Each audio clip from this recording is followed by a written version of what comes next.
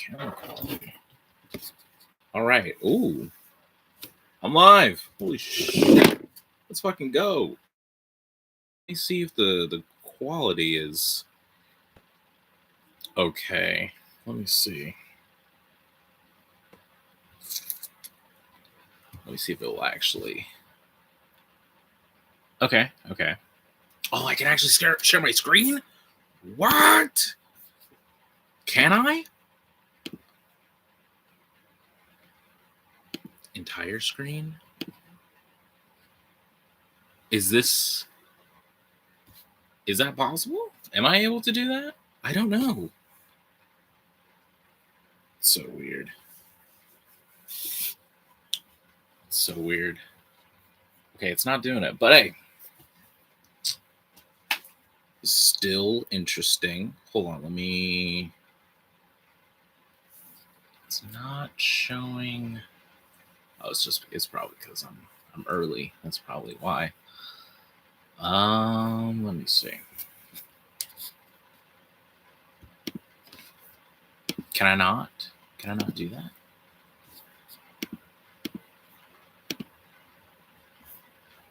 It's not doing it. It's weird. That's weird. It saw that there was someone there. That's weird. It's gonna do it. Honestly surprised that this quality is actually pretty good. Punchline. Oh, no punchline.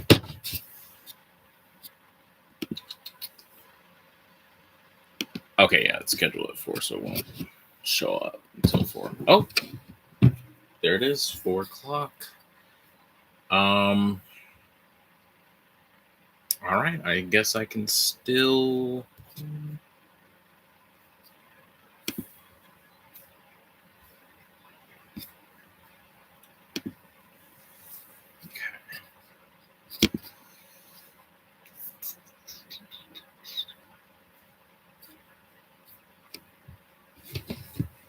Can't tell.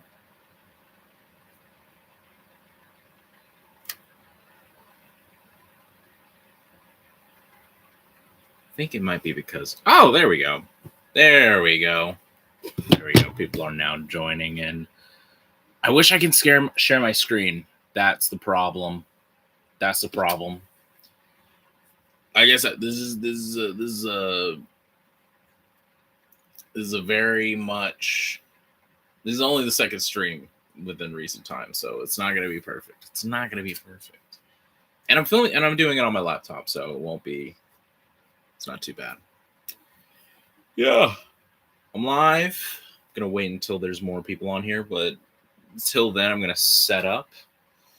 Let me see. Let me find the characters I'm gonna be using for this scene, which, yeah. Alrighty, there we go. Pretty sure since it is live, it'll be showing what's been going on. Like it didn't show like the last like couple minutes. I'm pretty sure. I hope not. There we go. Okay, it's showing up. Okay. There's no need to worry. I was getting worried for a second. All right, I'm gonna wait until some people join. Until some more people join. My mic is on, right? Yeah. Okay. All right. No worry. No more worrying. All right. God, my brain. Ugh. Actually gonna try and bring some people on here, let people know. They're just getting the notification, so I'm not tripping, but still. Very much still.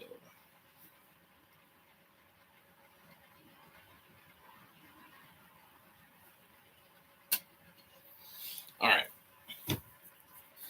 Let's see here. Okay, how am I gonna get set up here? Get the base plates, of course. I haven't filmed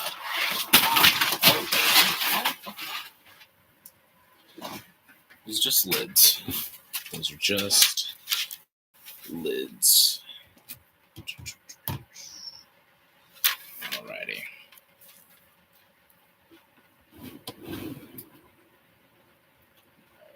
Sober. Okay. Alrighty. I'm gonna try and let me move this over so I can make sure like you can see the set. Mad Bat! My goat! My goat! The legend. The legend is here. Alright. Let me see if y'all can see. Alright. Y'all can see the set. Yeah. You're gonna see Batman over there. Yeah, there's Batman. Hell yeah. All right. Move it over there. There we go. All right. The camera quality is actually a lot more better than I was expecting for the laptop. So, yeah. Hell yeah. All right. This is a very ghetto setup. I understand this. Like, don't get me wrong. I haven't filmed in a while, actually. So, I'm going to try today.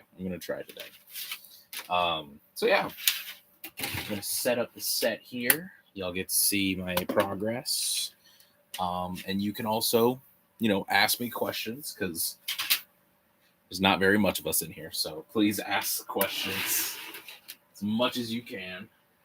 Appropriate questions, by the way. I might have to go over the rules. I think it'll be fine. For Breeze, need to make sure that there's, it's a tolerable smell. It's a nice smell. It's vanilla. That's the least ghetto setup I've seen, period. Okay, that makes me feel a little bit better. Thank you, Matt. Thank you. Oh. All right. Let me try and get this setup going.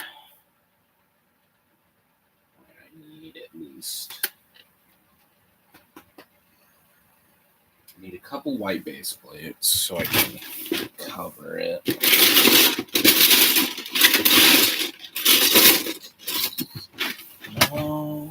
No. Ooh, excuse me. All right.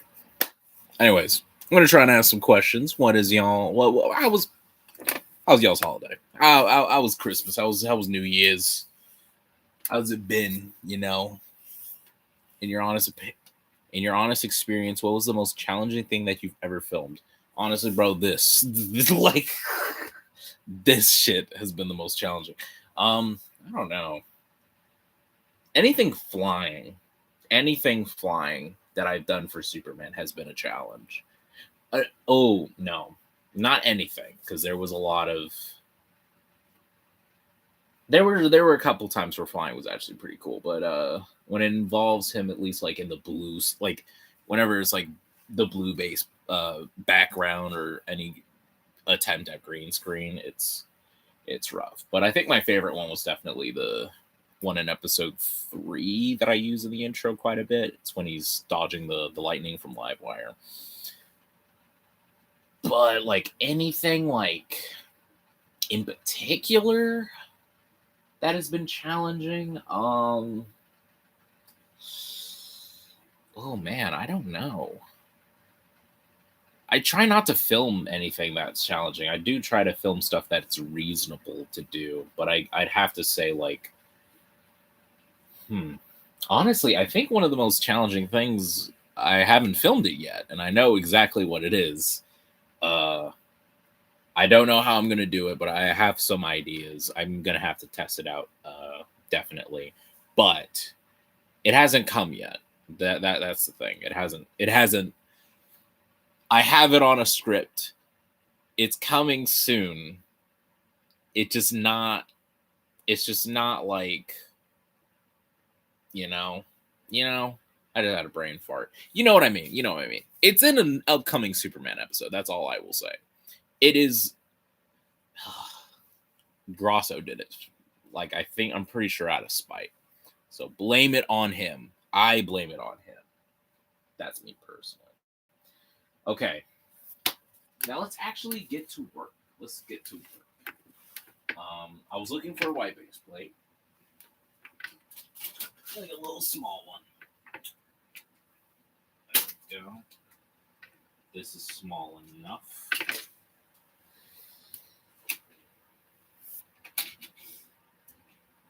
It is at least enough to cover this up. I'm just trying to make it. There we go. Perfect. Perfect. I will. This is getting a little distracting. So this is not planned. This is not planned. But I'm trying. Let's see here. All right. Gonna move this stuff here.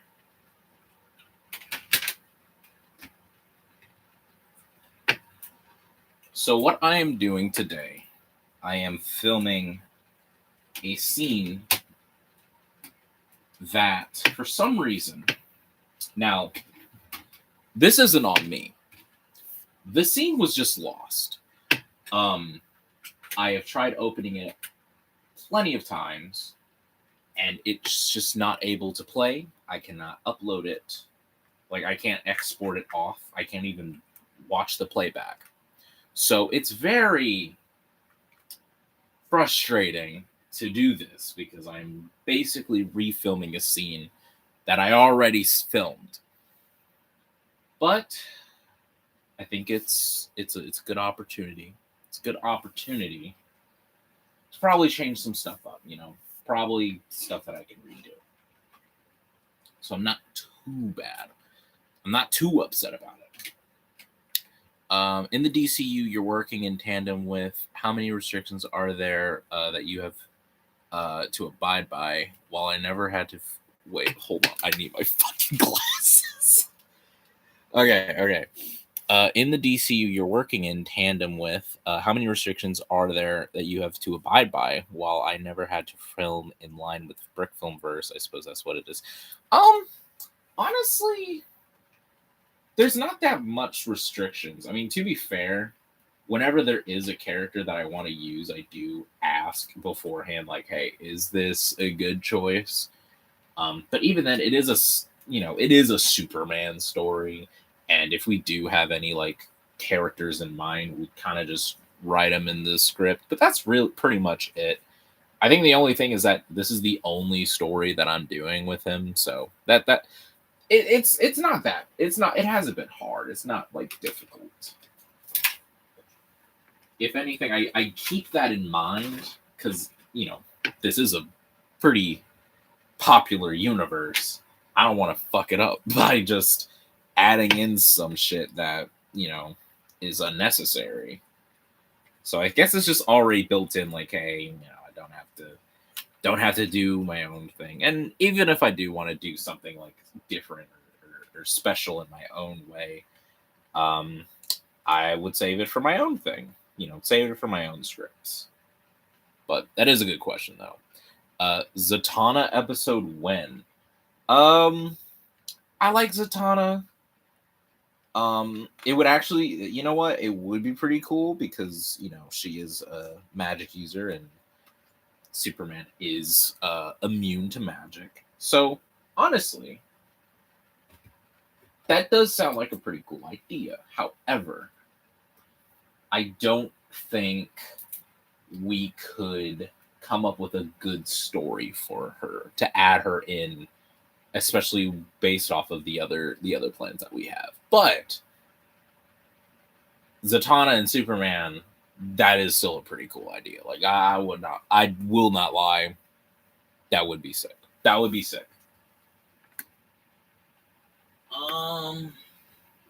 Okay, I think that's the issue. I think I need to take this shit off. I'm gonna move this over. See, I think that might be it. I think this was... I mean, ideally, I still would not want to fucking do this, but it is what it is. I filmed this in a way the last time that this was not attached.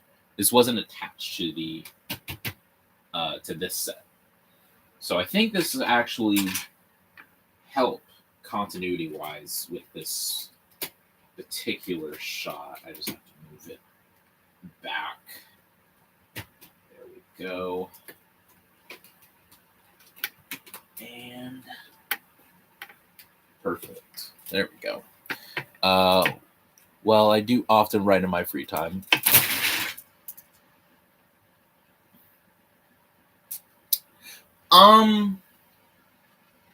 Okay.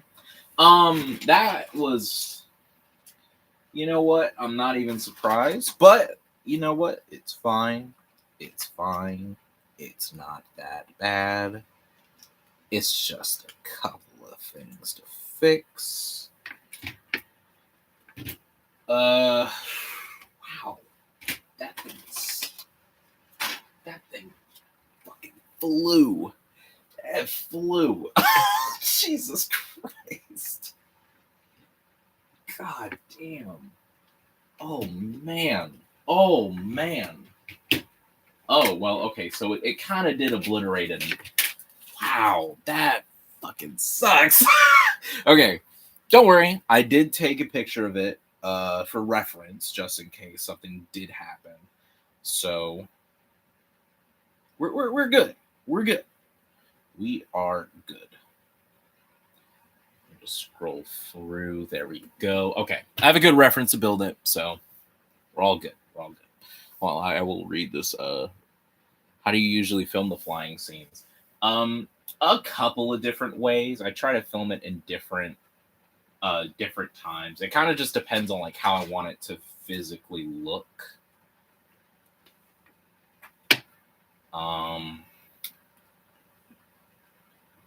But yeah, it usually does depend on like how I want it to be used. But yeah, damn, that was insane. It literally fucking obliterated. Yeah, I know you didn't do it that bad. It's okay. Don't get defensive, man. It's okay. It's okay. All right. Okay. I'm gonna fix this. I'm gonna fix this. I promise. Wow. That really did fucking obliterate here. Jesus Christ. All right. All right. What else is there to talk about, actually? What else is there to talk about? What is going on in the world that I could talk about? What is going on? There is a lot of comic book stuff going on. Okay, the Absolute Universe has been fucking amazing. It's been phenomenal, even, I would say. Yeah, I am like blanking here, guys. I am blanking here. But no. Cameo, cough. Hey. Wait, cameo for what? Wait, no. I don't want to. If it's based on something that I may know, let's not spoil it for the people who aren't in the know. All right. But if it's something that's me, related. Oh, what's up, SBS? How's it going, man? How is it going? Well, you missed me breaking the fucking this shit. Great times. Oh, God damn it. I think this photo isn't even working for a reference. Wow. Like, it really did just, like, obliterate. That's insane. Yeah. Wild. Lobo and Supergirl. Oh, yeah. I'm so excited for Women of Tomorrow, man. Y'all have no idea. Y'all have no idea how fucking excited I am for that movie. Oh man, I know how people feel about the certain writer, but god damn it, man, the story that he wrote with it for Woman of Tomorrow was really good, and I really am. I'm excited, and I'm glad that this is getting an adaptation. But yeah, Jason Momoa looks sick. I'm glad that they were able to bring him. I'm glad that they threw him in the story. Yeah, it's just been really exciting as a DC fan as well. They don't have to try, and it'll still be better than the first Supergirl movie. Oh, don't even remind me, bro. Don't even remind me of that shitty movie, bro. That movie was ass. Like, I tried to give it a chance. It was not good. Yeah, the movie could be a 7 out of 10, and it could be a 7 out of 10, and it would still be better than that shitty 80s Supergirl movie. God damn it. All right. Half of it is done. Half of it is complete. I just have to make sure that this is similar. Okay, so that piece was correct. I was tripping. I'm so glad I took those pictures for reference, because my God, I would be here all day doing this. Lord have mercy. Keep him away from Batman. Yeah, that should be a given. I don't know why the fuck they kept on giving that man Batman shit. Honestly, he's not even that bad with Superman. Like, Up in the Sky? Up in the Sky. To clarify, I've been cooking and I asked right now. Oh, yes. Very shameless plug, by the way. Very shameless plug. But I'll give you that. You are new. You are new to the live stream, that bad.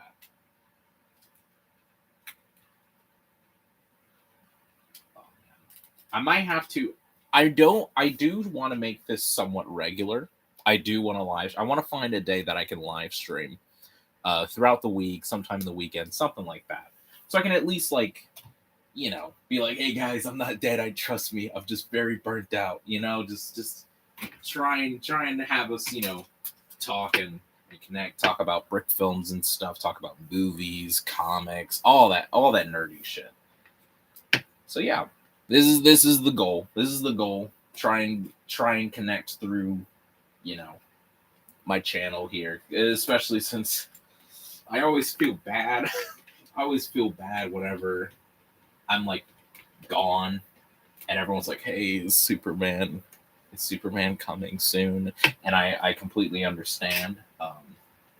As a nerd myself with brick filmers, I am also very scared whenever a brick film does come out, and it's like, hey, what's going on? Like Brick Ranger, that man, I thought he died at least 5 times throughout his fucking brick filming career.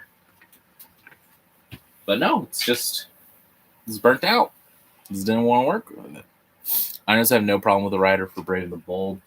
I also don't have a problem with Christina Hudson. She's written some good stuff. She's written some bad stuff.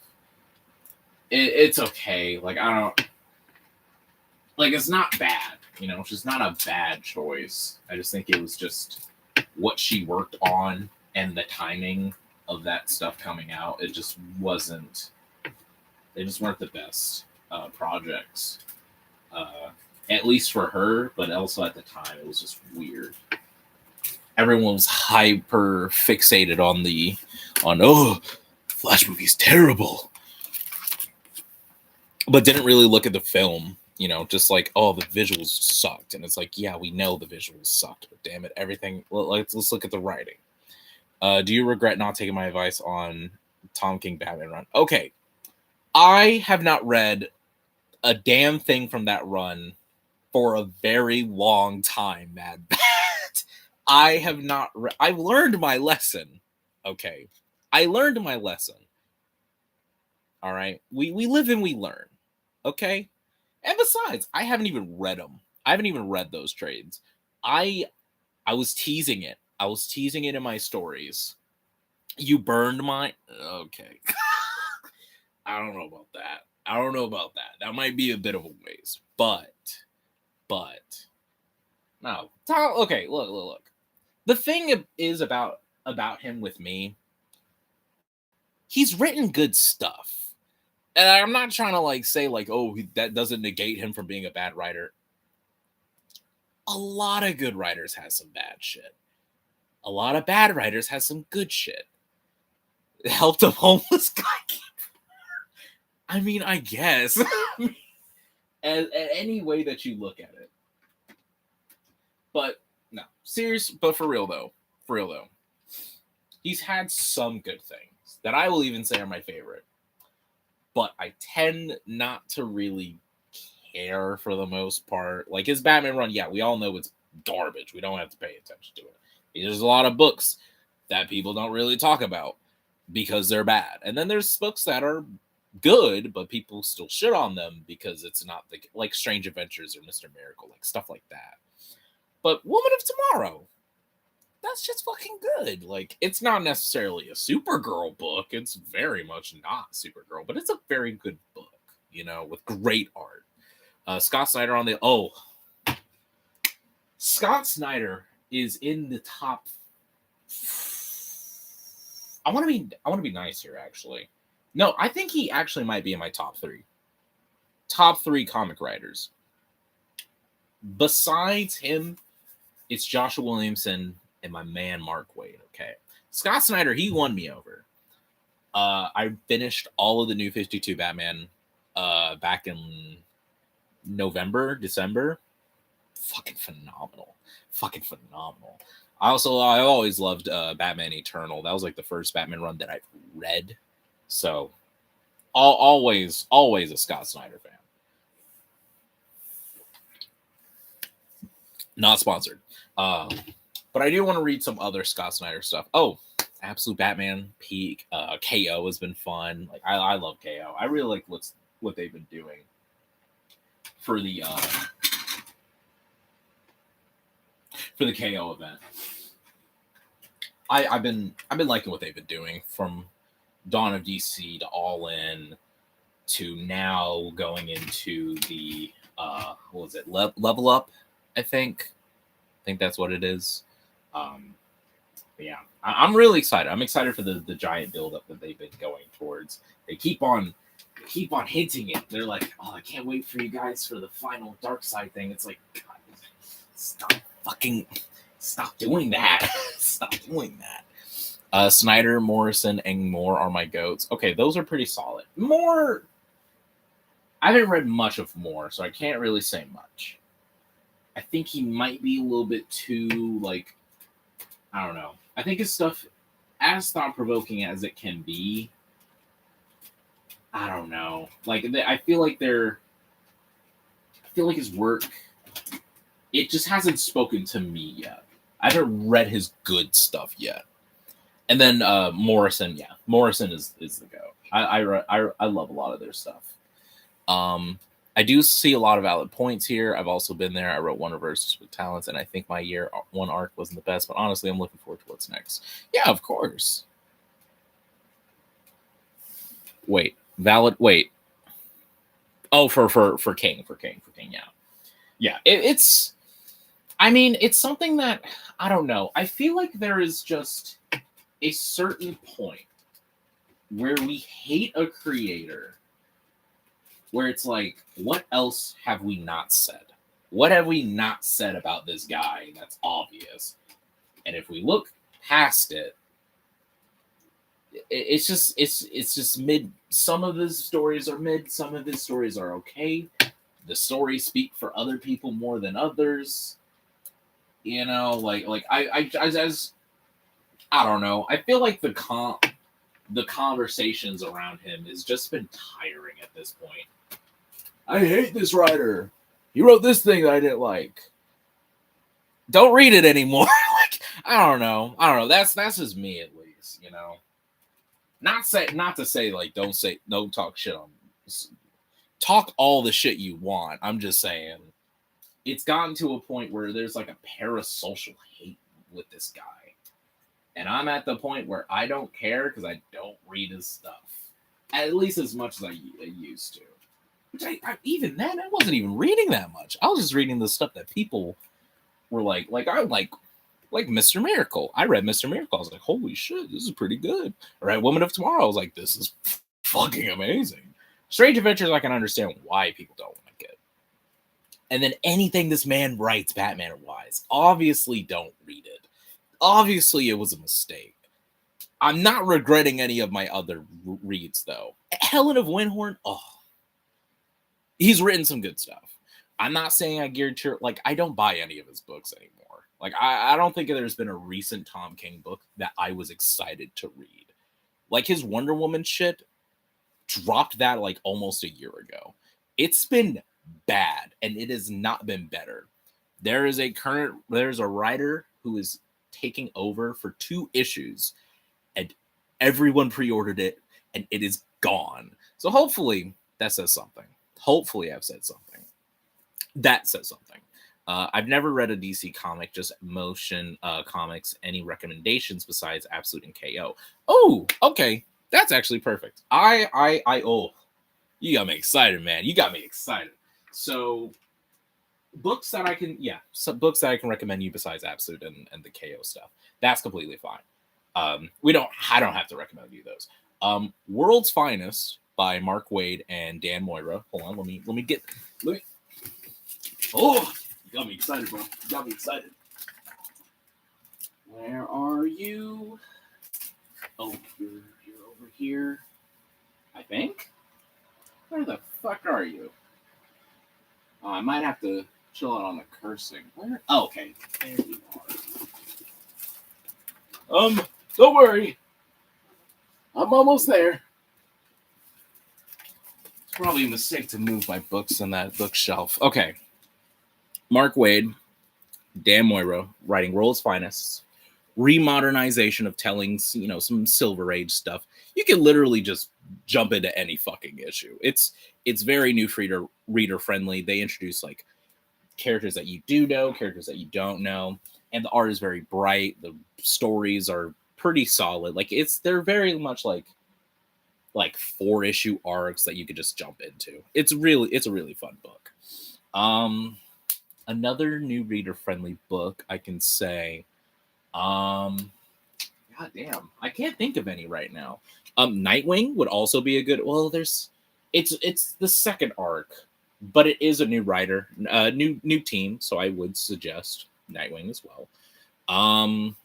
The new Batman run by oh my god, Matt Fraction and what's his name? Oh my god, why did I forget his name? Jorge Jimenez. Yeah.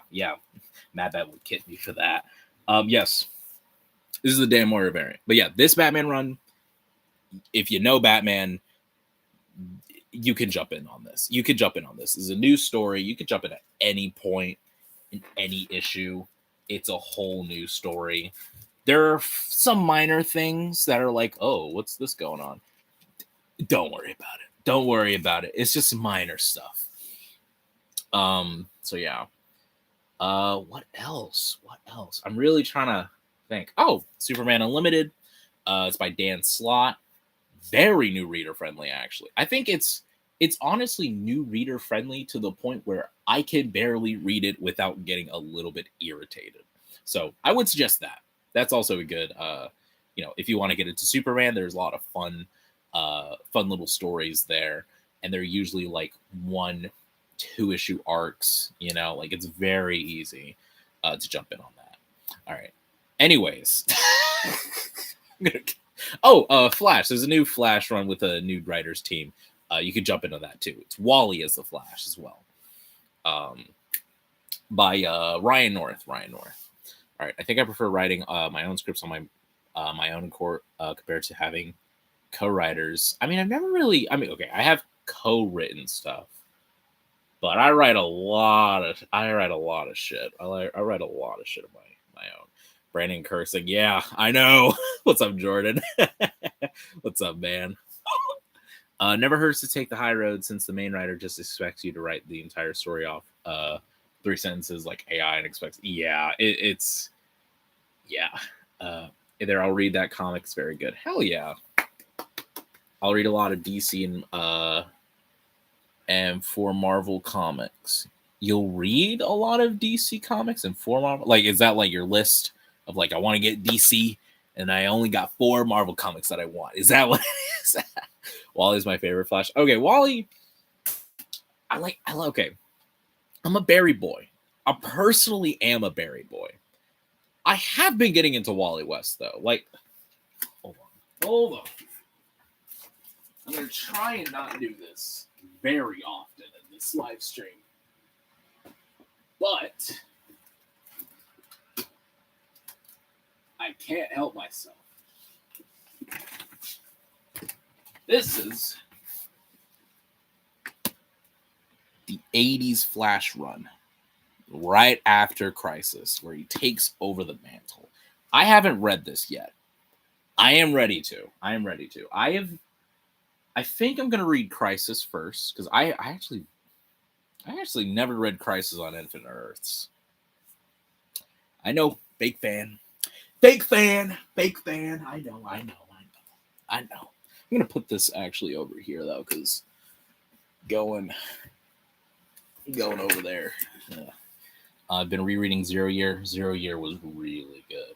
Zero Year was a really good fucking story. My God. And the art by Greg Capullo, so fucking good, man. I like Barry Allen's Flash. Yeah, Barry Allen's a goat. I love Barry. There's a Barry run that I can suggest. Rebirth is personally my favorite. The Rebirth era of comic, like 2016. I like Barry and prefer Reverse Flash to Zoom, but I don't like that they've given so much of Wally's iconography, personality, and characters to Barry, like making Linda his love interest in the show.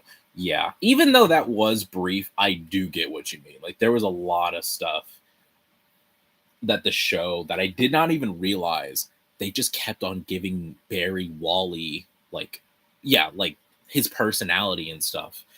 I think Barry should be more. Well, I think the show did do this pretty good. He was jokey, but in a campy way, like a very ironic, like I wouldn't say goofy, but very, very dorky. Like, he could be very dorky, and I believe that's what Barry should be. Wally jokes around like in a cool way, like, oh, he's actually kind of funny.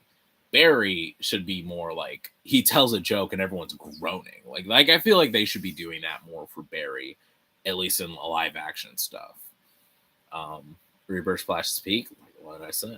Both Flashes are. I mean, there's more than one. Like, there's Jay, there's Avery Ho, Impulse is the Flash at some point, which I haven't read yet. Yeah, like I like all the Flashes. I picked up Batman run with Brian K. Vaughan. If you want a good read, I'd recommend it to you. What's it called? Because that's pretty interesting. Brian, that name does sound familiar too. I just like Barry Allen because of his personality, how he's run super fast, and his rogue gallery villains are awesome. Yeah, I mean, the same could be said for a bunch of characters, like Wally's rogues gallery is also really sick. A lot of the show villains from the show that they gave to Barry are actually Wally's. Like, some of them are actually Wally's as well, which I was shocked with. But yeah, even Jay. Honestly, Jay, as fun as Barry's are, I really like Jay's. I really like the fun, goofy Golden Age roster of villains that he has. Wally is more of the goofball, and Barry should be goofy, but in a more nerdish way. Yep. See, exactly. That's exactly how it should be. You can't call Avery that, Brand. Okay, motherfucker. Jay Garrick, his Flash of Flash of Earth 2. Yes. Before all the New 52. Earth 2. I'm pretty sure that was Earth 2 died during Crisis, and then they tried morphing it with the Prime Universe until that just kind of died off, I think. And the New 52, and then they tried redoing it again, but then they decided to bring them all back. So they are currently in the Prime Universe. They are just heroes who fought in World War II now. And then, Batman and Superman was the Silver Age, like the 60 characters from the 60s. 50s, 60s, you get what I mean. You get what I mean. I wish the show did an episode on Jay's Earth like they did Earth 2. I like the Mark Hamill cameo. Yeah, I felt like it would have been too expensive. They used what's his name? John Wesley Shipp in that show a lot, and I feel like more and more and more it just got more like, I felt like it just got more expensive, so they're like, we can't keep using him. We can't keep using him. And they kept on, they were very focused on the just the whole like series, like the whole season story. But besides like some of the side stories and stuff. Especially with Mark Hamill, weren't those like the most expensive fucking episodes in that damn show? Like, I don't know. I think they would have wanted to, but I don't know. I stopped watching before Crisis, but I heard the show peaked afterwards. Yeah, it peaked. Yeah, it definitely did peak. Yeah. Great stuff. Love it. It's terrible. It's actually funny. I actually did recently rewatch both the Crisis event and what was the Elseworlds event. I think those were very fun.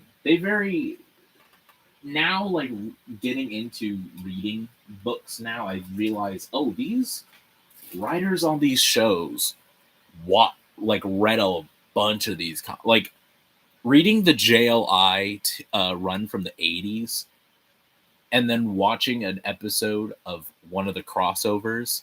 It is basically that, but with the TV show budget. Like, it's goofy, it's campy, it's dumb, but everyone's having fun, and I think that's the most important part. Okay, what's going on here? Why is this not? Oh, that's why. Oh, shit! Put it on wrong. Don't worry, we'll get this. We'll get this. Love the CW Flash series; it was still good. Yeah, it just kind of fell off. It just fell off after a while, though. But I still have fond memories watching the show. It was one of the first shows that I watched as a preteen. So yeah, I do love that show. Legends of Tomorrow was pretty dope too. I honestly, that show might be the most underrated of all the shows. Like, I do not see people talking about it. The only people that talk about the show are people who don't even watch superhero shit. They're just like, this is just a fun show that just has DC in it. It's fucking hilarious. Like, it's genuinely I do agree with you. That show is pretty good. Okay. What the fuck? Okay. Oh. Okay. I'm figuring this out, guys. I'm figuring this out, I promise. I want a live-action Batman series like Gotham with a budget and better scripts. Man. A man can dream. But that sadly will never happen. I want it to happen, bro. That sounds cool as shit. I want that. But it hurts that I know that's never gonna happen. Oh, man. Arrow started off great and then went downhill towards the middle but finished strong. Honestly, I think the only bad season is 4. Like, we can sit here and say, 3 was bad, but it wasn't as bad as I remembered it. To be fair, I haven't watched that season in a hot minute, but I didn't hate it. It was okay. 4 was dookie. 5 and 6? 5 was great. 6 was a little bit of a downhill, but it wasn't that bad. And then 7 was pretty good. There was some stuffs in there in the middle, but overall it was okay. And then the last season, yeah, it wasn't like it didn't go downhill. It was just somewhat, out of all the shows, it was the least interesting at the time. You haven't finished Legends of Tomorrow? Me either. The last season I watched was 5, and there's 7. I was surprised that the show kept on going. That's my pitch for the uni assignment. Oh, is it? Oh, okay. Hey, you gotta start early so you can get the show on the road. Was Supergirl good? Supergirl was okay. I'm not gonna lie. Supergirl actually good after the first season. Season 2, I think it was because they moved to. I think it's definitely because they moved over to CW. Season 2 was actually really good. It had a good. Actually, I can't really remember much of season 2. I just remember. I remember Mon-El. I remember the build up for their relationship. Season 3 was good though. Rain as a villain was so good. Season 4 is the best season by far. The best. If you honestly don't even watch any of the show, just watch season 4. I will not get upset with it. Just watch 4. I don't just 4. It's so good. It's so good. Gotham is fun. Gotham, my friend described this to me in the best way possible. She described Gotham in the best way possible. Gotham is like junk food for Batman fans. It's so bad. It's so disgusting. But you can't help but eat it. It's so stupid. There's so much shit in that show that happens that you would think came from a fan fiction. But with the quality of a TV show on Fox, like it was not good for anyone. But damn it, was it hilarious to fucking watch. Superman and Lois is the only show that was excellent. Yeah. Yeah, I can actually. Season 1 was great. Season 2 was. It wasn't like bad. It was just like a bump in the road. 3 was fucking perfect. And then 4 was just great. 4 was great. It was a bittersweet ending. 3, oh. God, I need to rewatch season 3, man. Here's my elevator pitch. A live action Static Shock. Oh! Wait a minute. A live action Static Shock with the budget of Netflix's Daredevil with the cinematography of the Batman. Look, man. As much as I want that, it ain't gonna happen, man. Well, I don't know what the fuck is going on with Milestone and DC. I know it's all like legality stuff. I think even like James Gunn even said, like, I want to use Static so bad, and these motherfuckers can't figure this shit out. It's pissing me off. And honestly, I'm the same way, man. I want that so bad. Gotham is the most inconsistent show in terms of quality. One scene would be some great character stuff, and the worst next is the worst thing ever made. Dude, that's the perfect culmination of, dude, season 2 got wacky as fuck, man. Season 1 was like grounded and serious, and it had some kooky moments. But season 2 was when it got even kookier and even more serious. And then it just kept on getting worse. Like season 4 was the bottom of the barrel for that show. And then 5. Oh my god, season 5, bro. Season 5 was just a waste. A waste. There was no reason for that season to go out the way that it did. Okay. I did watch Arrow, but I couldn't be bothered to finish it, but I might. Arrow was really good. I would suggest you finish it. I think it's off of Netflix in America, though. I don't know if you are American, but it is off of there, which shocked the hell out of me. How about Titans?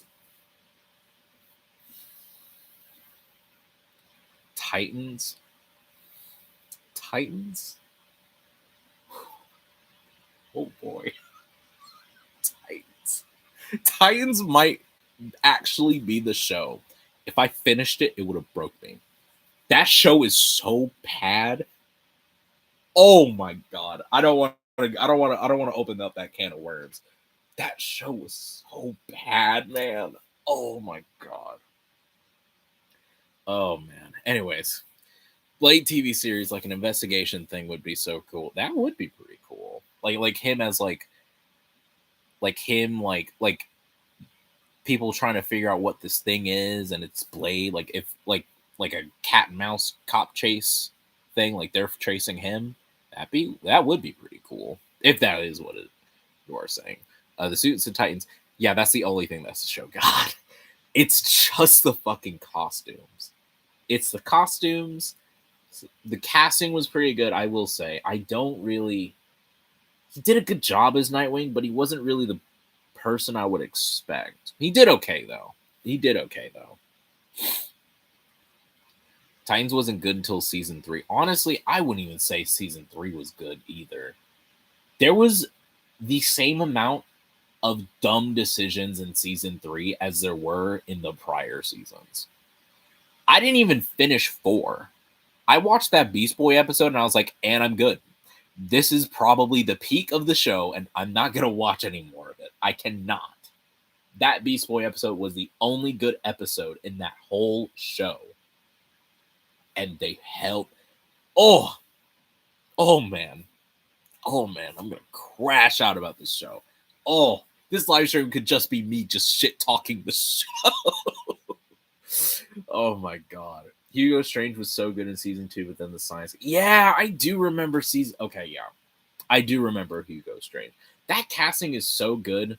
I can't remember his name. BD Wong as Hugo Strange was such a good fucking pick. If they casted him in the DCU as Hugo, I would not be against it. I know they're not going to do that, but that would be pretty fucking cool, though.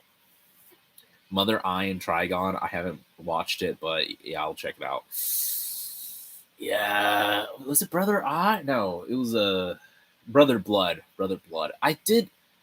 He wasn't bad in season 4. I did like Brother Blood in there, but there was still there was still a lot of stuff in there that was just like, what are we doing? Like, I'm pretty sure Tim got fucking groomed in the show. Like there was a lot of stuff wrong with that show. Worst Joker designs across the board. The bat suit wasn't safe. How do you mess up a bat suit? To be fair, in all fairness to the show, that suit was only in one shot. It is very much a prototype, shitty bat suit made for TV. I wasn't expecting much, but yeah. I mean, there was some cool Joker designs throughout Gotham. Season 4 Jeremiah, just give him the bright red lipstick, and that's Joker.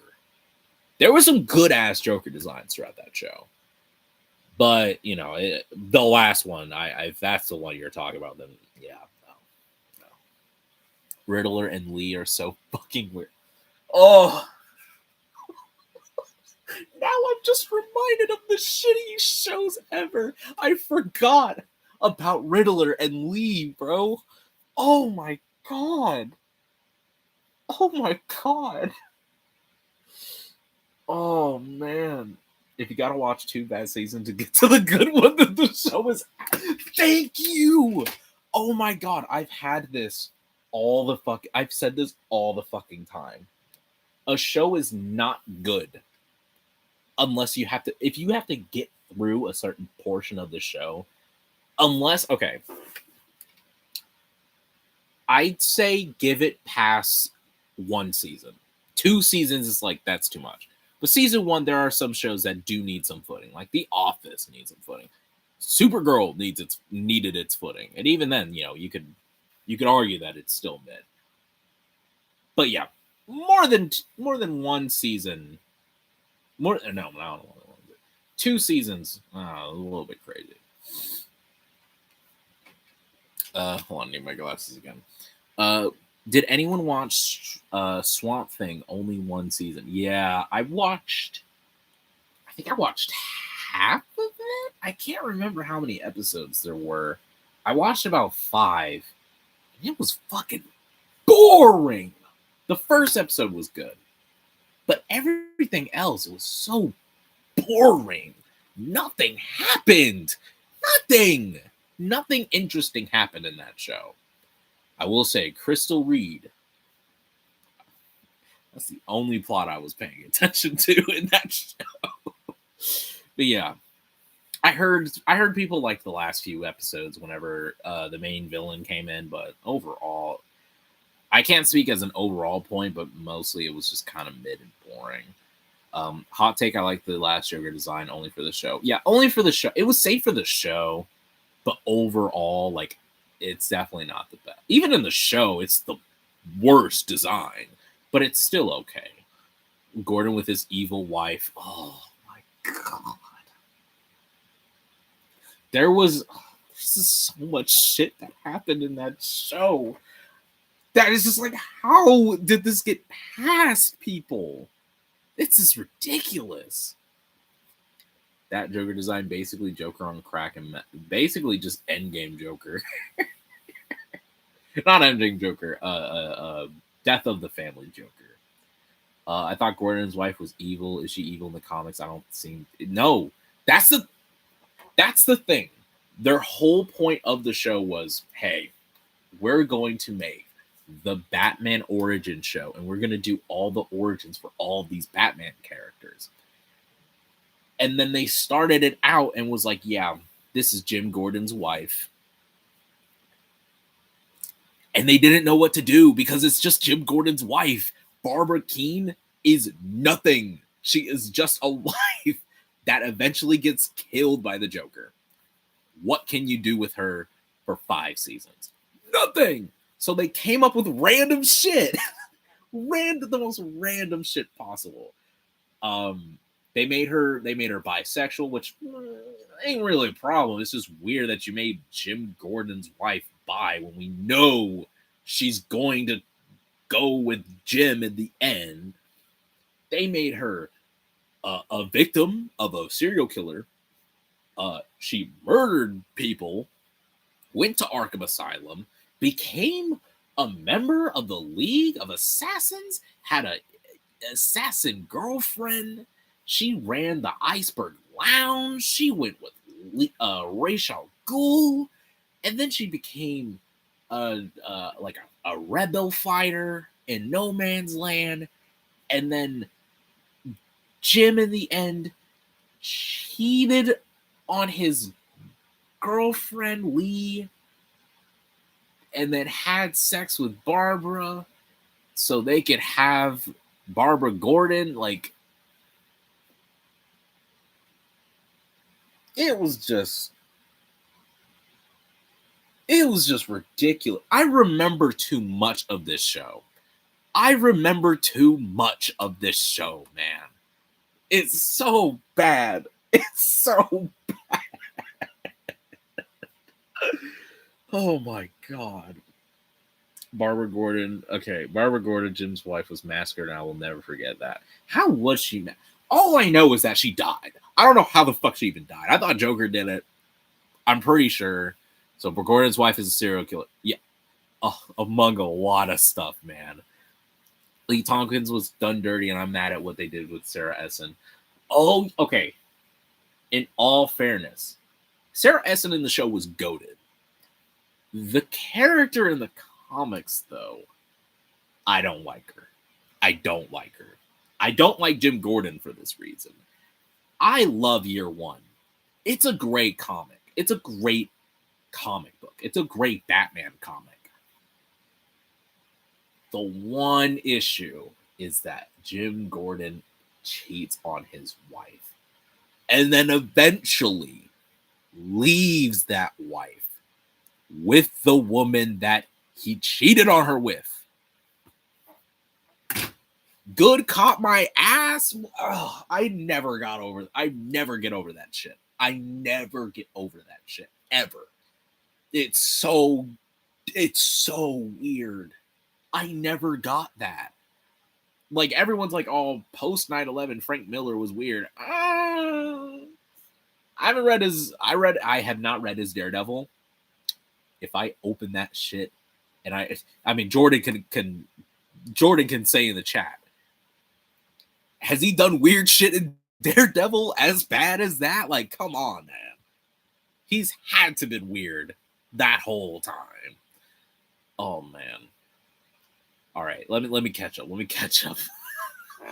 I think they had to do it because legal reasons, but he gets red lips when he loses the hair. Yeah, it's like an embargo. It's something. Warner Brothers gave them restrictions. So yeah. The show's really problematic. I can't lie. She wasn't a member. She was the demon's head. Oh, she was like I said, crazy as fuck. Jimmy Order was married to Lee. I don't know when they got married, though. Was it at the last season? That was the one season that I only watched once. I just know that they were together at some point. Like, I know they were together like a good portion of the show, and then they broke up like at season 4. I don't know. There's too much shit going on in that show. Jesus. Oh man. Jim wasn't with Lee at that time, so like at least my boy wasn't cheating. Okay. Lee Tompkins from B-Taz. Yeah, I think she was created in the 70s, actually. I could be wrong there. But she's a pretty old character. I mean, shit, Lee is an old ass woman. She's an old ass nurse or doctor. She's a doctor. That just helps Bruce. Literally the old lady. So it's very shocking that they got Marina Baccarin, a baddie, to play her. I know actor who played Bruce is like 10. But even then, even in the flashbacks later in the season, later in the season, I'm like, she still looks the same. You can look at her right now. She still looks the same as she was when she jumped into Gotham. Frank's Daredevil was actually pretty good. After Sin City, he got weird. Okay, after Sin City. Okay, I got you. Season 5, episode 9. Exactly. That is so far into the show. That's so far in, man. Oh, at that point, I didn't care. There was so much going on in that show. And the mustache oh my God. He grew that mustache out to then cut it off. The dumbest fucking thing ever, bro. The dumbest thing ever. Why would you shave it off? It wasn't the best. Like, I'm not gonna lie. Like, you could have probably grown it out a little bit more. But damn, man. Gotham has some of the best and worst takes on villains. Best Hatter. Jokers. Harley. Harley was actually very interesting. Penguin. Mr. Freeze in his 2 episodes. Yeah, that was great. Worst Bane, Race, and this. Yeah, all those characters were fucking horrid. Penguin. There were some parts with Penguin that I could not just get past. I think, I don't know. Poison Ivy actually liked. Oh, don't get me started on Poison Ivy, bro. Don't get me started on Poison Ivy, bro. Don't even get me started on Poison Ivy. Oh my God. The tall redhead. Lord have mercy. And then when they had to recast her, because I think she was on they put her on another show. I think she got another show at that time. They replaced her with Peyton List. Ooh, man. Don't get me started. I liked Bullock in the show. Yeah, I like Bullock. He's funny as fuck, man. That man, I think out of all the characters of the show, he made me laugh every single time he was on scene. Peak. Professor Pig was great. Oh yeah, Professor Pig was great. I think it was at the tail end because I don't know. Season 4 and 5 I have less memory for.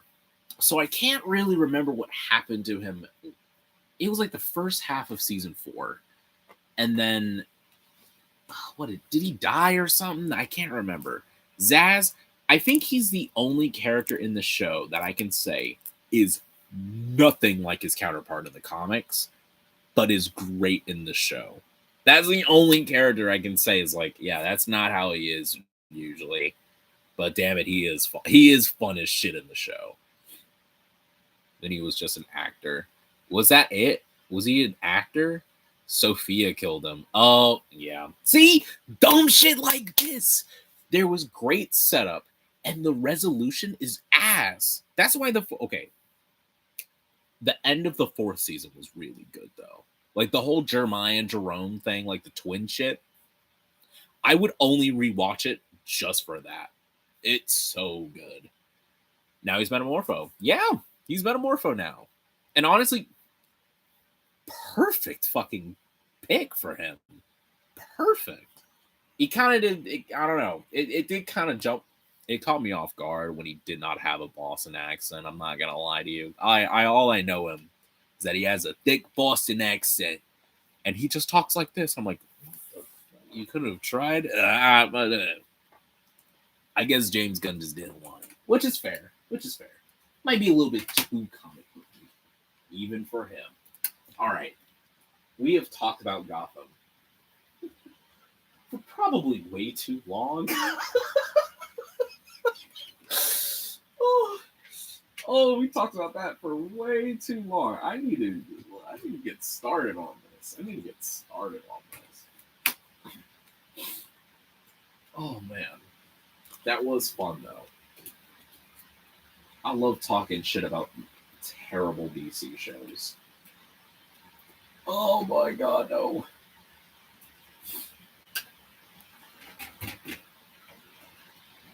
All right, gotta finish this because we're at a fucking hour. We're at a goddamn hour of this. Jesus. Bruce should have been a vigilante in season 4 or 5 and go and have him go undercover as different aliases, so I wouldn't have to cost crap a load of money. That is a good choice. Honestly, that should have been the fucking show to begin with. Honestly. Back to Superman. Yes, I'm gonna have to try and get back to Superman, or at least build this setup. They legit set up and then stopped because he killed Ross after making a no-kill rule. Yeah, like it was literally just a Batman show with no Batman. Like they did a lot of Batman shit. Bruce's emo twin.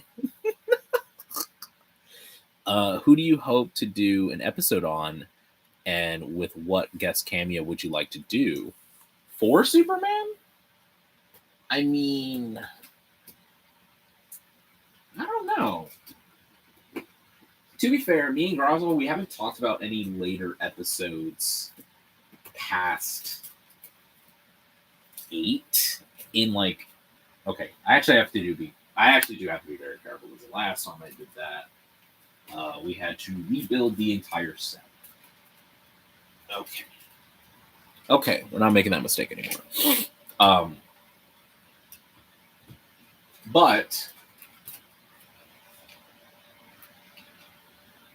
if there was a character that I would want to guest star in, I mean, I love Mr. Miracle. I'm a big Mr. Miracle guy. Honestly, if I had it my way, Mr. Miracle would be in the show. If you could make a show on a DC villain, who would you do? Ooh, that is a good question. What villain could I do?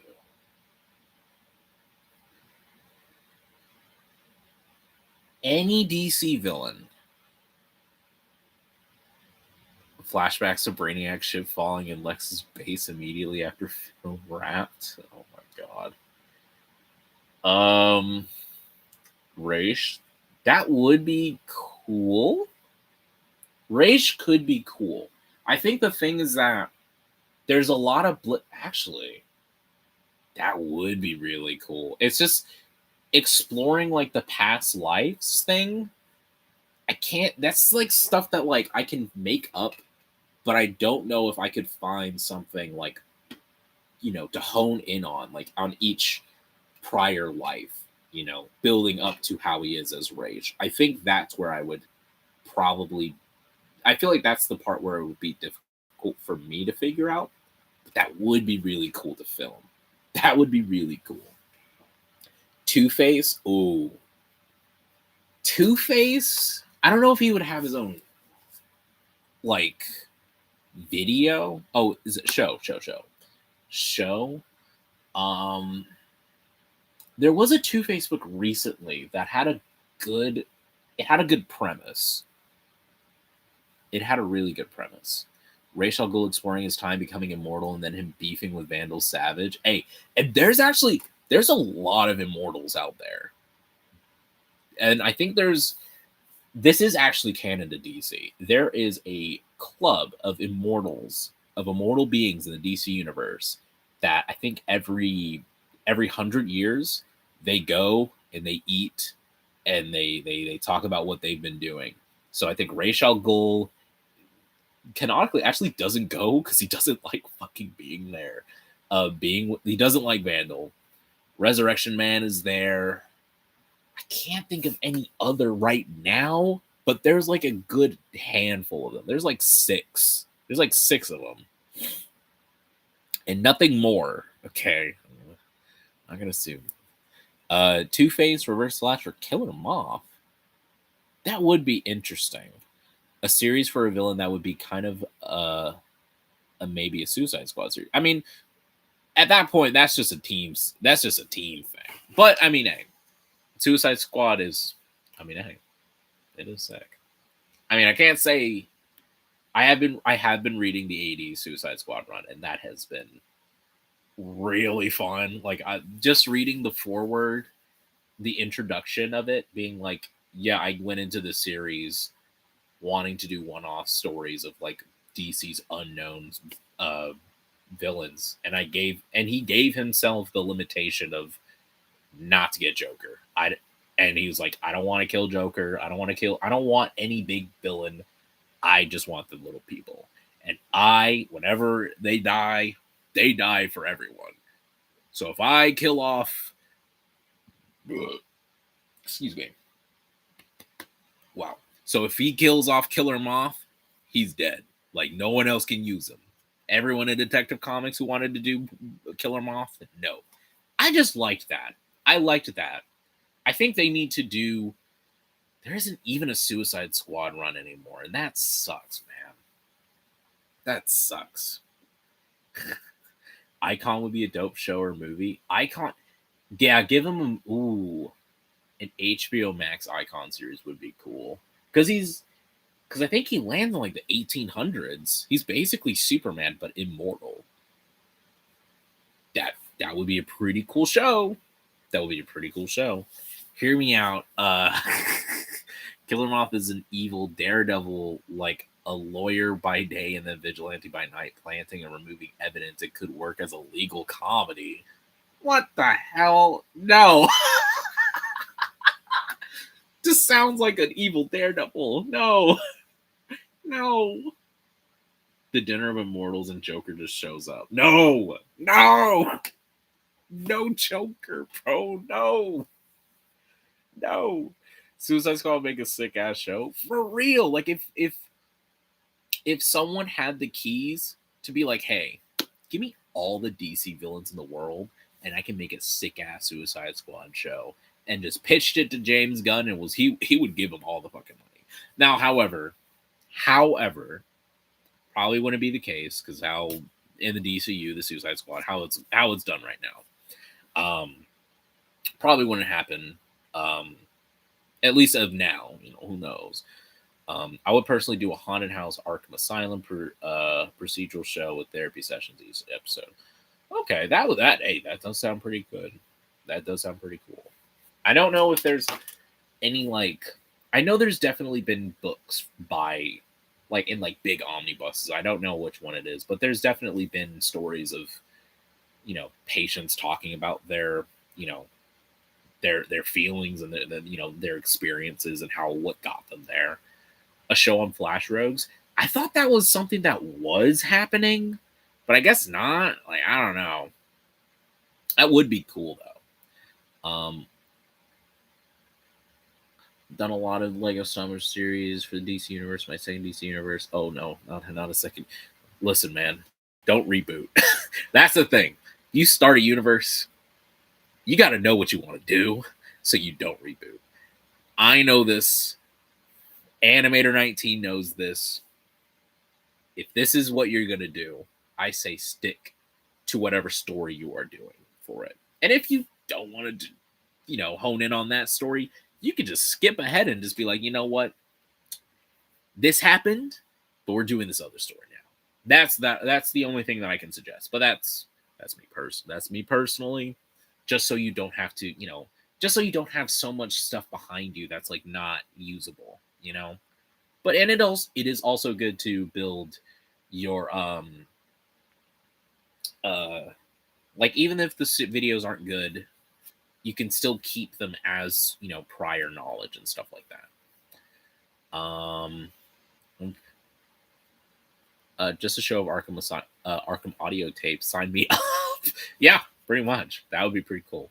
One project I wrote but never filmed with a black and white Batman film called Therapy Session in the style of the legendary B-Taz episode POV. Okay, yo, damn it, man, that sounds cool. That sounds cool, man. I bet you gotta do that. You gotta do that. Shit, what are you doing? What are you doing? You gotta do. Okay, I know what you are doing, but I say go for it. I say go for it personally. Okay. It's been a minute, so I'm going to finally start filming. I'll see how far I go.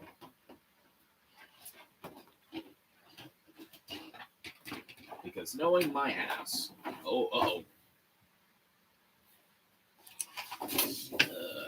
okay, did not fall. Oh, okay. I am now remembering why I moved something a while ago, and I was like, why is it there?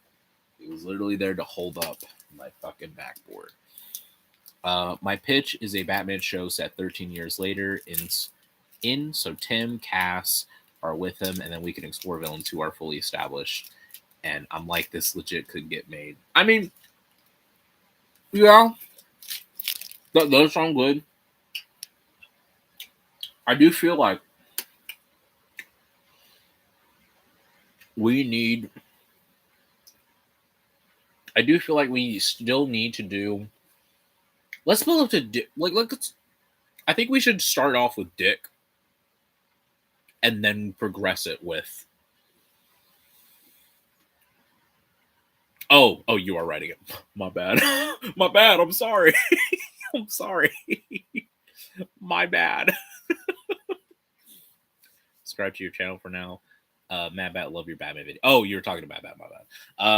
I'll do it if Brandon's willing to work with me. Like voicing. I could voice in it. I don't know about film it.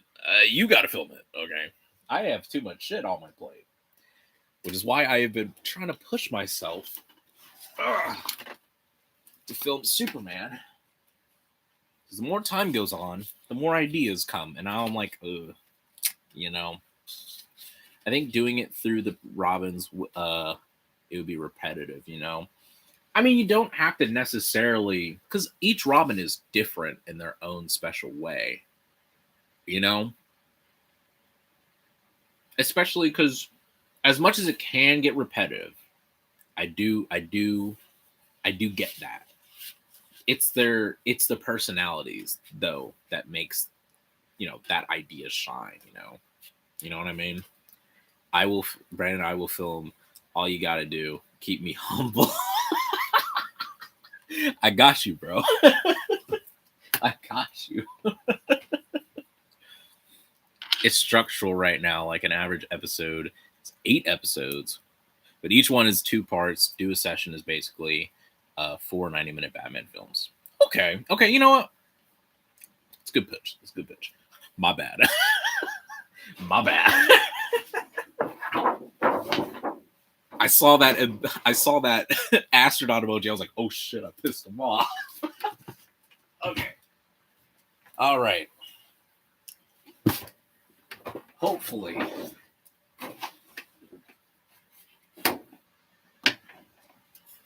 I film this and I won't have to worry about the film getting fucking scrubbed.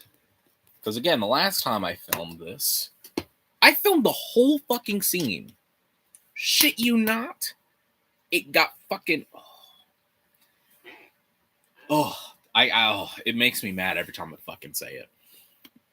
Literally filmed a whole ass scene.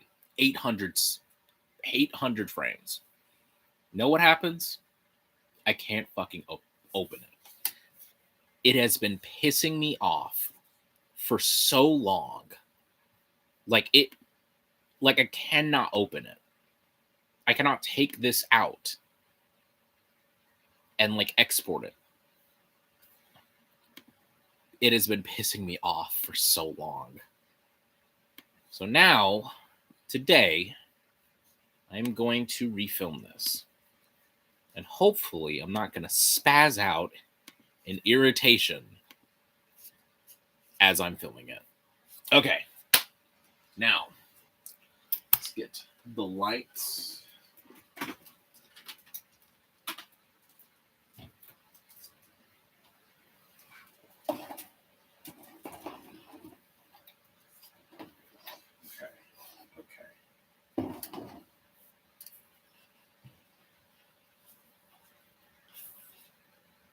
Okay, that's good lighting. Need the fortress.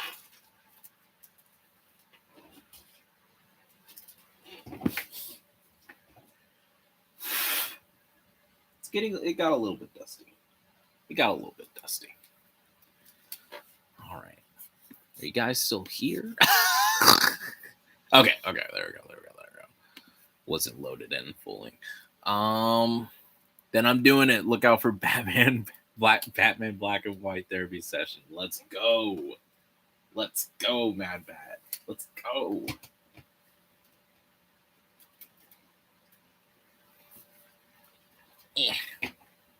There we go. Lean into different aspects of horror and would be a crime mystery show. You know, yeah. No, that sounds.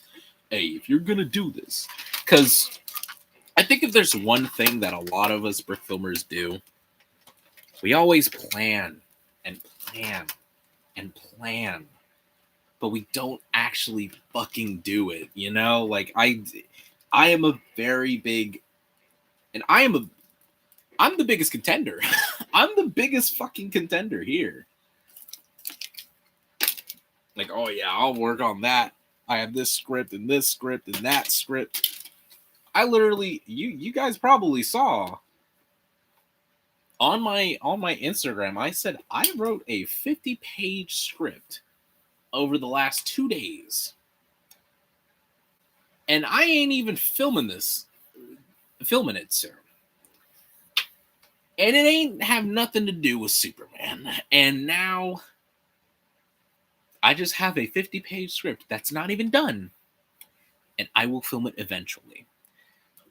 I am going to change that. I'm going to make sure that this film is made. And you know what? I will try and schedule to make this. I do want to make this. It's something that I've been thinking about for a minute to do. I haven't said whatever it was. So yeah. I just try not to cue too much shit. You know, I have Superman. I have my own personal projects that I want to do. I have 2 other universes that I am contributing to. Like, it's pretty like, I don't know. It's like, I don't know how to explain it. It's just, I have too much and not progressing is a big problem that I've noticed in the brick filming community. We always we always keep on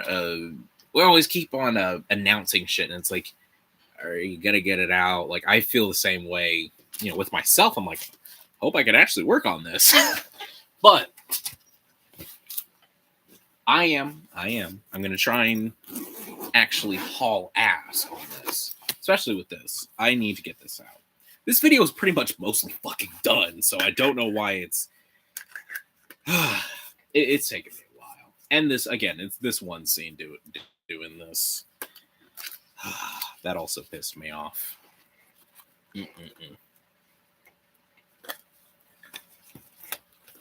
All right, I have to catch up on. I'll pitch it to James Gunn. At least someone's pitching something Batman-wise to James Gunn. Besides the Christina Hudson thing. Hey, if she has a chance, maybe you do too.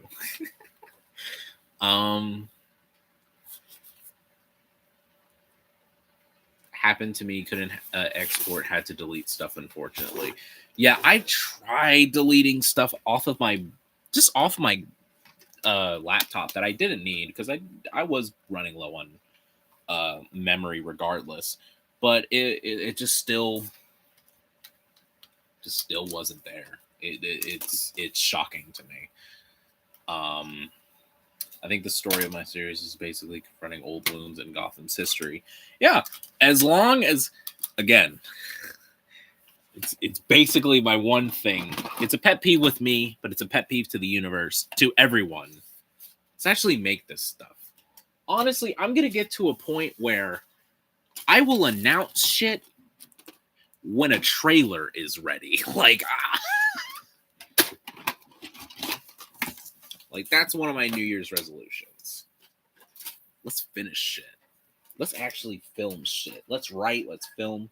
It's what I'm doing with this. I'm like, hey, if I want to do this certain project for a character that no one is ever going to guess that I'm doing, I might as well fucking actually sit down and do it. So I started off with that.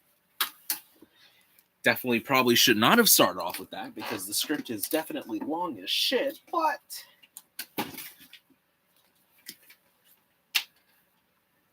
we live and we learn. What is this cord? I'm trying to find the cords for my camera and stuff. I think what is this? What is this for? Oh boy. Sorry. A little bit of a mess. Not me, my Daredevil screw. Oh, I didn't know that was public knowledge, Matt. Bad. I didn't know that was public knowledge. And yeah, what's going on with that Daredevil script, anyways? Does your New Year's resolution include lines? So anyway, yeah. Shit. I forgot about your lines. Yeah, just send me over those. Tell me which ones you're probably gonna have to resend them to me. I honestly do not know what lines I owe you, my brother. I do not know. I do apologize. Shit. God damn. Oh man, that's rough. I'm sorry. To be fair, I've been trying to keep up with my lines with other creators. I just completely forgot yours. Mostly because Fi was hounding me for them, like, pretty regularly, and it was at like the worst time possible. But I got it, so just let me know which scripts that you need. Not doing lines is a punishable offense. You now must watch BVS Ultimate Edition and give it a positive review. SBS, no. Oh shit! Oh yeah, I gotta send them to you. I have to send those lines to you, my guy. Holy shit! They are actually done. They are done. The videos was just too long, so I have to re-edit them to get them in like smaller bites. So I will do that here tonight. I will actually get those to you because I do want to get those to you. So whenever it is, it has to be. Is the video done? Is the video done? Because just to make sure. Which I don't know if it was. I don't know if it was USPS or if it was Thai. I could double check right now. But whoever wrote the script, it's fucking great. It was really fucking good. Long as shit though, by the way, but it was really good. Said, Brandon, you want to work on this video? Sure. Did not say it was 20-ish. Did not know it was 60 damn pages. It was a team effort. Okay, that's cool. Brandon has no respect for me. No, I do, Jordan. I'm sorry. Be one character as well. Yeah, I know, bro. I know. Simon Superman's script is longer. Yo, you gotta be shitting with me now, bro. What? God damn, man. Jesus. At least, man, if there's one thing I could say about doing stuff for Grosso, his scripts are pretty short. His scripts are really short, man. They're like maybe 15, 20 max. 60. Oh my God. Y'all gotta slim that shit down. All-Star, man. Lord. No, y'all are good. Y'all are doing great. Y'all are doing great over there. I'm like 45 pages into a horror that will never get made. I feel that, brother. I feel that. Okay. All right. USB is ready.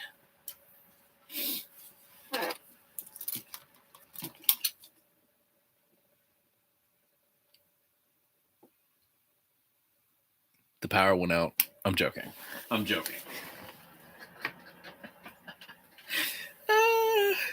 That actually ain't funny because we did have a snowstorm. So honestly, oh man, I hope that got people. I hope that did get some of y'all. You have it, yeah. Oh man, I usually don't like goofing people like that, but damn it, that was pretty funny.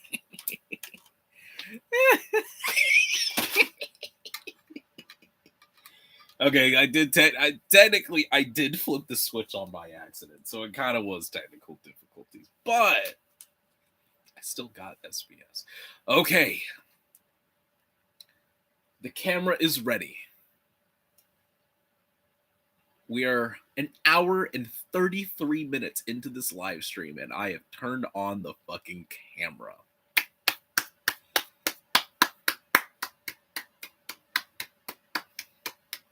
Give me a round of applause. Ain't that good? I think the last one, it took me like 40. I'm not going to lie. But the fact that I did it this time, I did good. New record. Exactly. I looked away, so I came back, and I thought you were doing something for filming. Nope. All right. We are now filming for Lego Superman. I don't know how long this will be, but we're gonna figure this out. All right. I think what I'm gonna do here, I basically reshooting this. I have done this. I've played these games before. Swear to God. Okay. So what we're gonna do, I'm going to pan down to the fortress, but I need to make sure it needs to be pretty similar to how it was. Oh, it's bad. This is Lord. Okay. I need to see Need to make the screen bigger for just so I know how much is in the frame. Okay.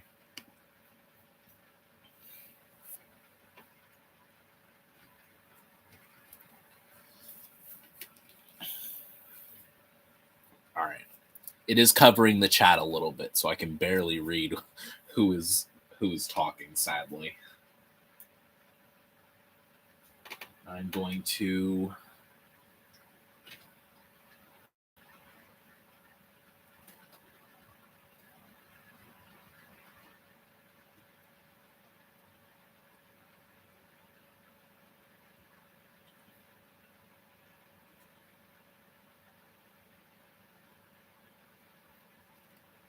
all right. First shot, baby.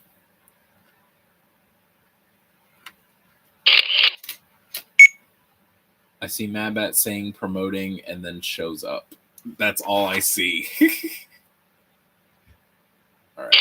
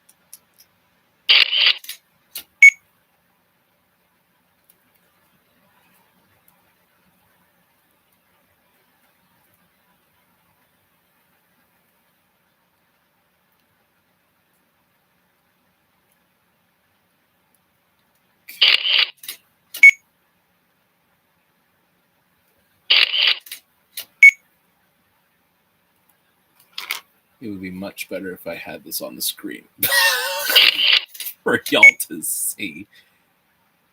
I'll probably mess with it here after I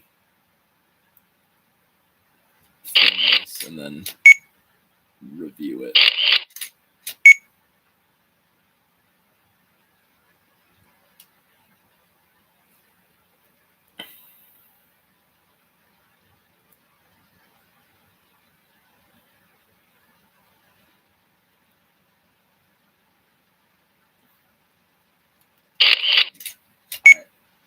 Now I'm getting to the point where I don't need my hand on it.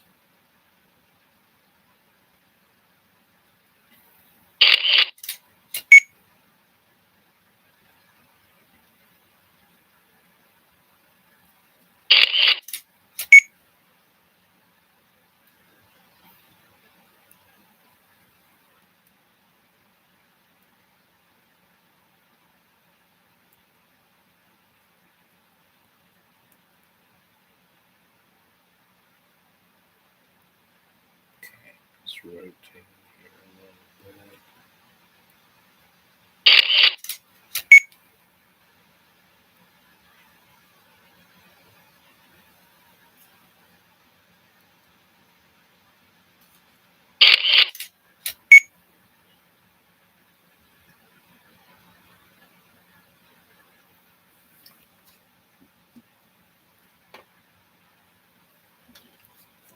Why is this damn lamp making me look fucking orange in the frame? There we go. There we go. No, don't darken. Please. Please. There we go. God damn it, man. Ah, whatever. I'm not messing up the shot.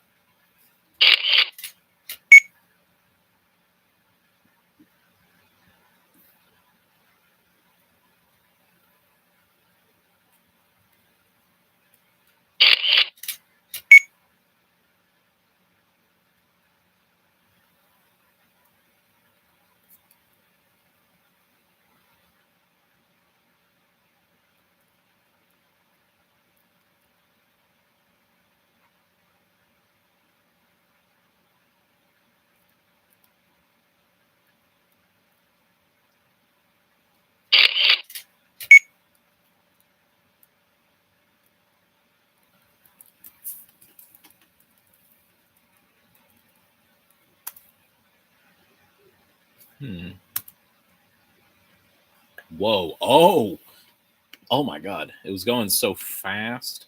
I was like, what the fuck is going on? Oh, it's on 24 frames per second. That's why. Like, it's never that fucking high.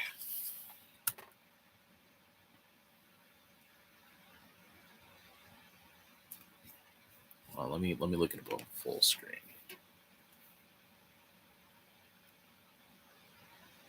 Okay, it's not bad so far.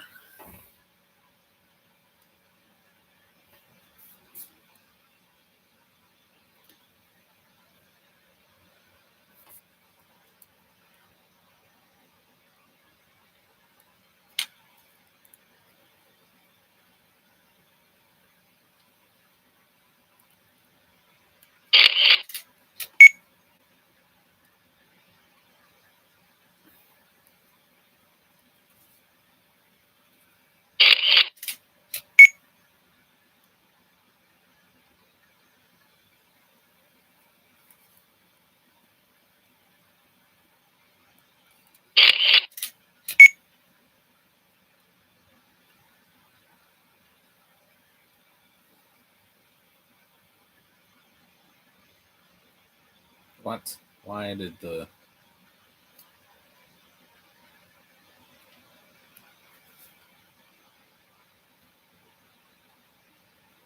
Why did the lighting get fucking dimmer? What the hell? No! No! Fuck.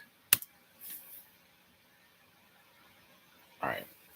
I might have to redo this anyway. This looks like shit. Alright. I'm gonna see what I can do to share. Okay, get my... Thank you. Please get my... Stop making my black ass look orange. What the fuck? Ridiculous. Okay. There we go. My gosh. I was like, what the fuck? There was something from any superhero media you like. What would it be and why do you like it?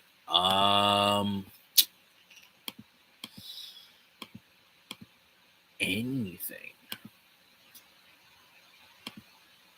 I don't know. Like something from something from any superhero media you like. What would it be and why?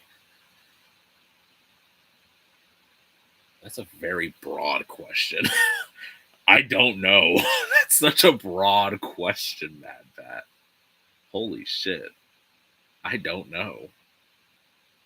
Like something like writing wise or a character, like an archetype, like I don't know. Fuck. He's just like anything. I don't know. All right. I'm gonna take a break because now I'm getting pissed off. I think at some point I'm just gonna learn how to do this to allow my screen, because I think that would make this a lot better if you could see how I'm filming this. But it's okay. It's okay.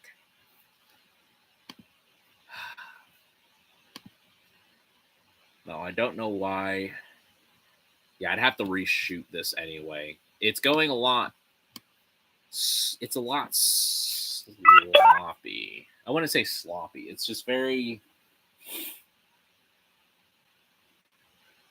I don't know. Doing this with a film with not that much. What did SBS say? Films a single shot. I need a break. Bro, you have no idea, man. You have no idea. I love breaks. And it was bad too. I'm like, you know what? Maybe I should be more specific. How would you define heroism in any superhero medium, whether comics, TV, or movies? Heroism. I guess just doing, I don't know, looking past, politics and just acting on and seeing I guess kind of how Superman is in the Superman movie. He's like, I don't fucking care about the politics and whether or not those people are bad or not. They were still dying. Like, I like that idealistic, um, like thought process of like, he's looking past the people in their past or how they were born or what situation they are put in. I like how he is just immediately like, that's it's just in my he doesn't even say it. He doesn't even say like it's in his nature. He's just like, hey, this is wrong. And if I see something that is wrong objectively, like the loss of people's lives, I'm going to fucking do something about it. I think I like that. I think it's just going in and of course for storytelling purposes, the the world reacting to that. I think I just like that. Just a hero being a hero and the world's reaction to it, which I guess is just like this certain that's a story basically, but that's kind of like how stories are. But like it's that kind of storytelling of just like, hey, this hero's doing something objectively good and the world is seeing it in this view of like how the world should be or how the world is, and the hero's like, no, that's not right, we should change this. That's just me personally. I guess that is a good way of putting it. I don't know. I don't know. That was still a broad question, but I still figured it out. You could tell I was shit at essays. Yeah, I was so bad at essays in school. Could not fucking do. Because I would just think of so many minor. They just ask a broad ass question. I'm just like, oh no. I don't know. Like I overthink the shit out of things.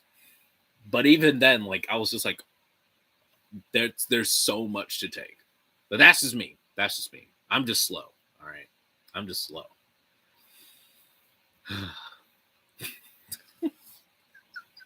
I need a break. I do need a break. This is stressful. I'm filming without a full screen, and I want to entertain you guys because I don't know if this is good, but I'll try again in the next few minutes. Trust me. I'll set it up and then I'll get back to it. Anyways, what else can we talk about in the meantime? What's going on right now? Daredevil's coming out. Invincible's coming out. The Boys is coming out. Jesus Christ. There's so much shit coming out. There's like 20 things in media right now that's like for like superhero shit in just a year. There's so much shit coming out, guys. There's some things that we don't even know the dates for. Like like Nightfall. Oh shit. Nightfall, Lanterns, Vision Quest. Are we excited for Wonder Man? Like, what the fuck is going on with that show? That show, it has a 97% on Rotten Tomatoes, and it has solid reviews. What is this show about? Like, what? This show comes out in 2 days. I really don't know much about Wonder Man. I just know he's a hero.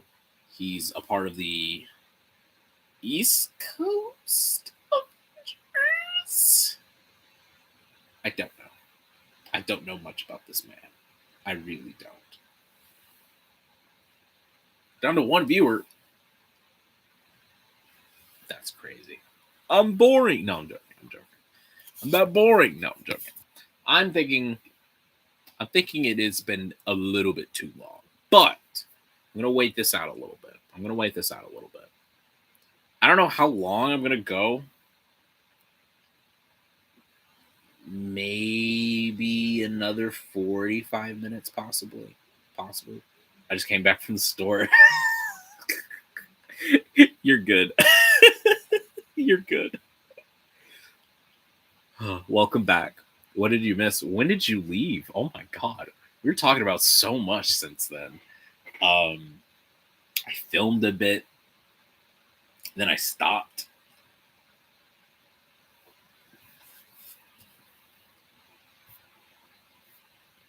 Churchmaster, where were? Yeah, I started filming, and then talked about a few things. I cannot recall because we were talking for a minute. Yeah, it was basically just me setting up. I think that's what it was. That was happening. The passage of time is fucking with me. I swear. I feel like the older I get, the passage of time goes faster. It's crazy. And I'm only 22. Like, that's ridiculous. I am 22 and I am feeling my age. Or I'm feeling older. That's what's wild. That's what's wild. Mm-mm-mm. Mm-mm-mm. But yeah. Power went out, came back. Now I was trying to film, and then I didn't like how it was looking. So I was like, no, it happened. The reason I asked is because I have a hero, my story that has this breaking point a long time ago, but he is trying to find who he once was as he falls in love with someone else. Oh shit. I mean, that could fit. I mean, you can find something with that in like certain archetypes. It fits a couple of archetypes of like not the lost hero, but like not the reluctant hero, but like an old hero that retires, like the old wisdom guy. I can't remember the specific names, but you get what I mean. You could take from a couple of characters that hit that, that retirement. I mean, shit, ain't there literally a Batman out there that retires because he finds someone that he's in love with? I mean, granted, it is a script that didn't make it into a film, but think of it like that. Think of it like Batman, where he's at his breaking point, and then he quit, and then he falls in love with, I don't know, Chase Meridian. I don't fucking know. But yeah, no, it happens when you're doing stop motion in Zone. From 23. Whoa, you're older than me. What? That's crazy. That's wild. Nah, bro. It's when you're doing stop motion, it's very and it was only like literally 30 frames. I literally shot 30 fucking frames, and I was like, I'm done. But no, I don't know. I try to get in the zone. To be fair, I haven't filmed enough. I haven't filmed in a long time, so to be fair, it's been a hot minute. It's been a hot minute since I've had the camera on, or since I turned on the camera. But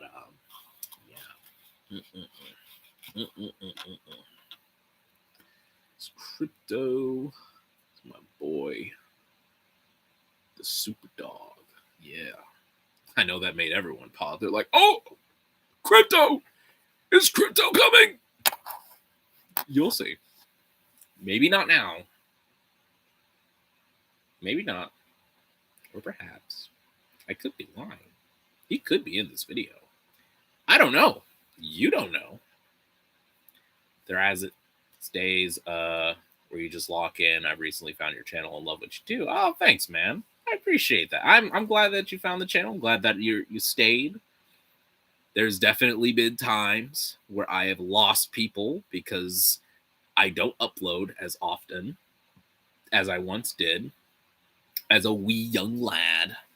But I'm glad you're here. I'm glad you stayed. It does make me happy that I am still getting new people here. Like that. That's pretty exciting. I am very more active on Instagram, so it's the same handle, but yeah, you can get more updates there. So yeah, thank you for coming here and joining the live.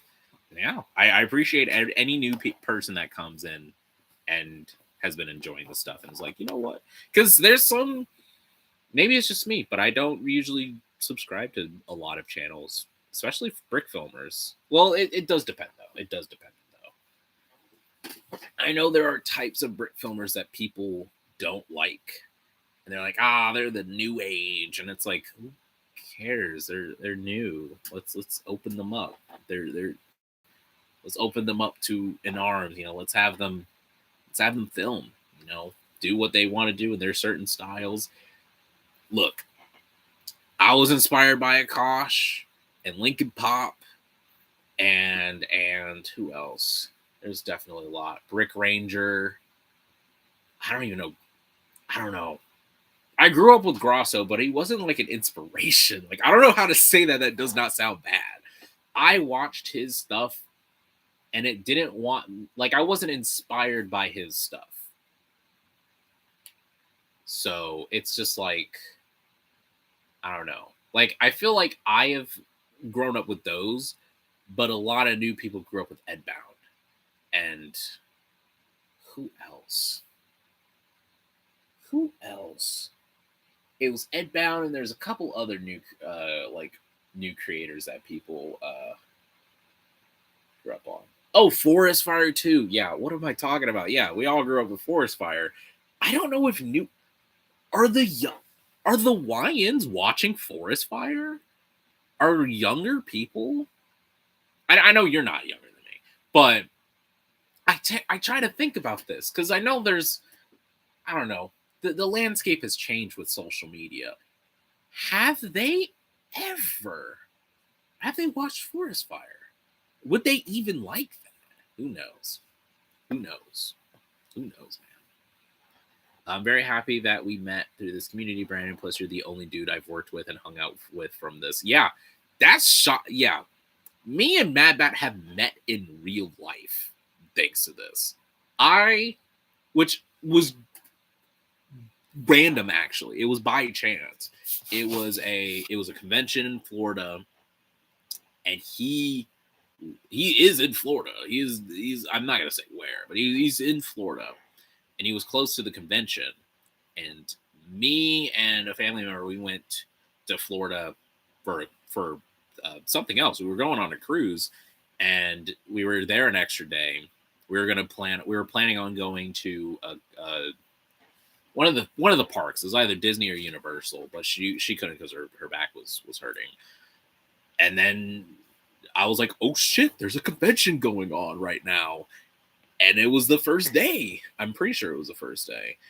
And yeah, Matt Bat was going to that same one. I was like, what the fuck?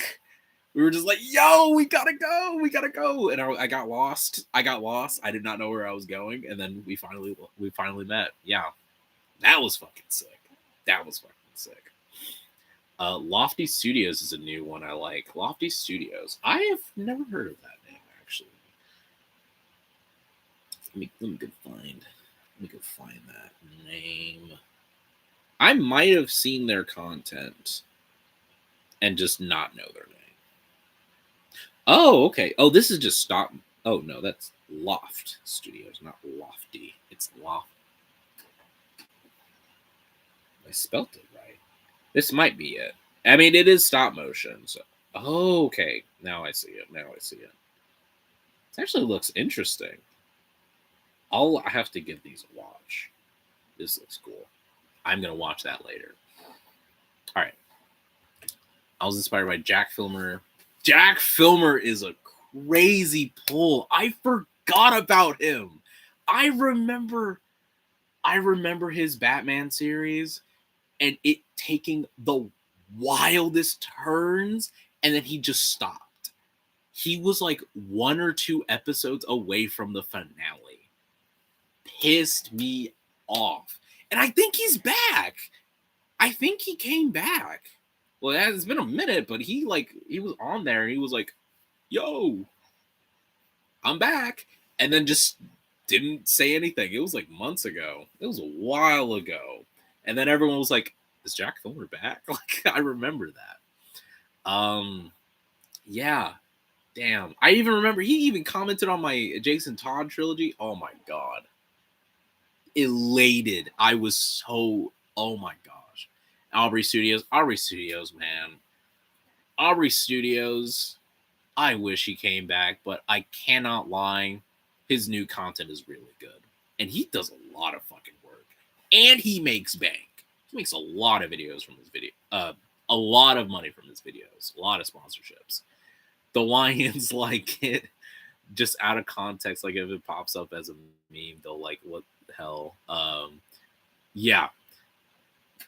And most only know Forest Fire by Duck Song, which yeah, that's so wild.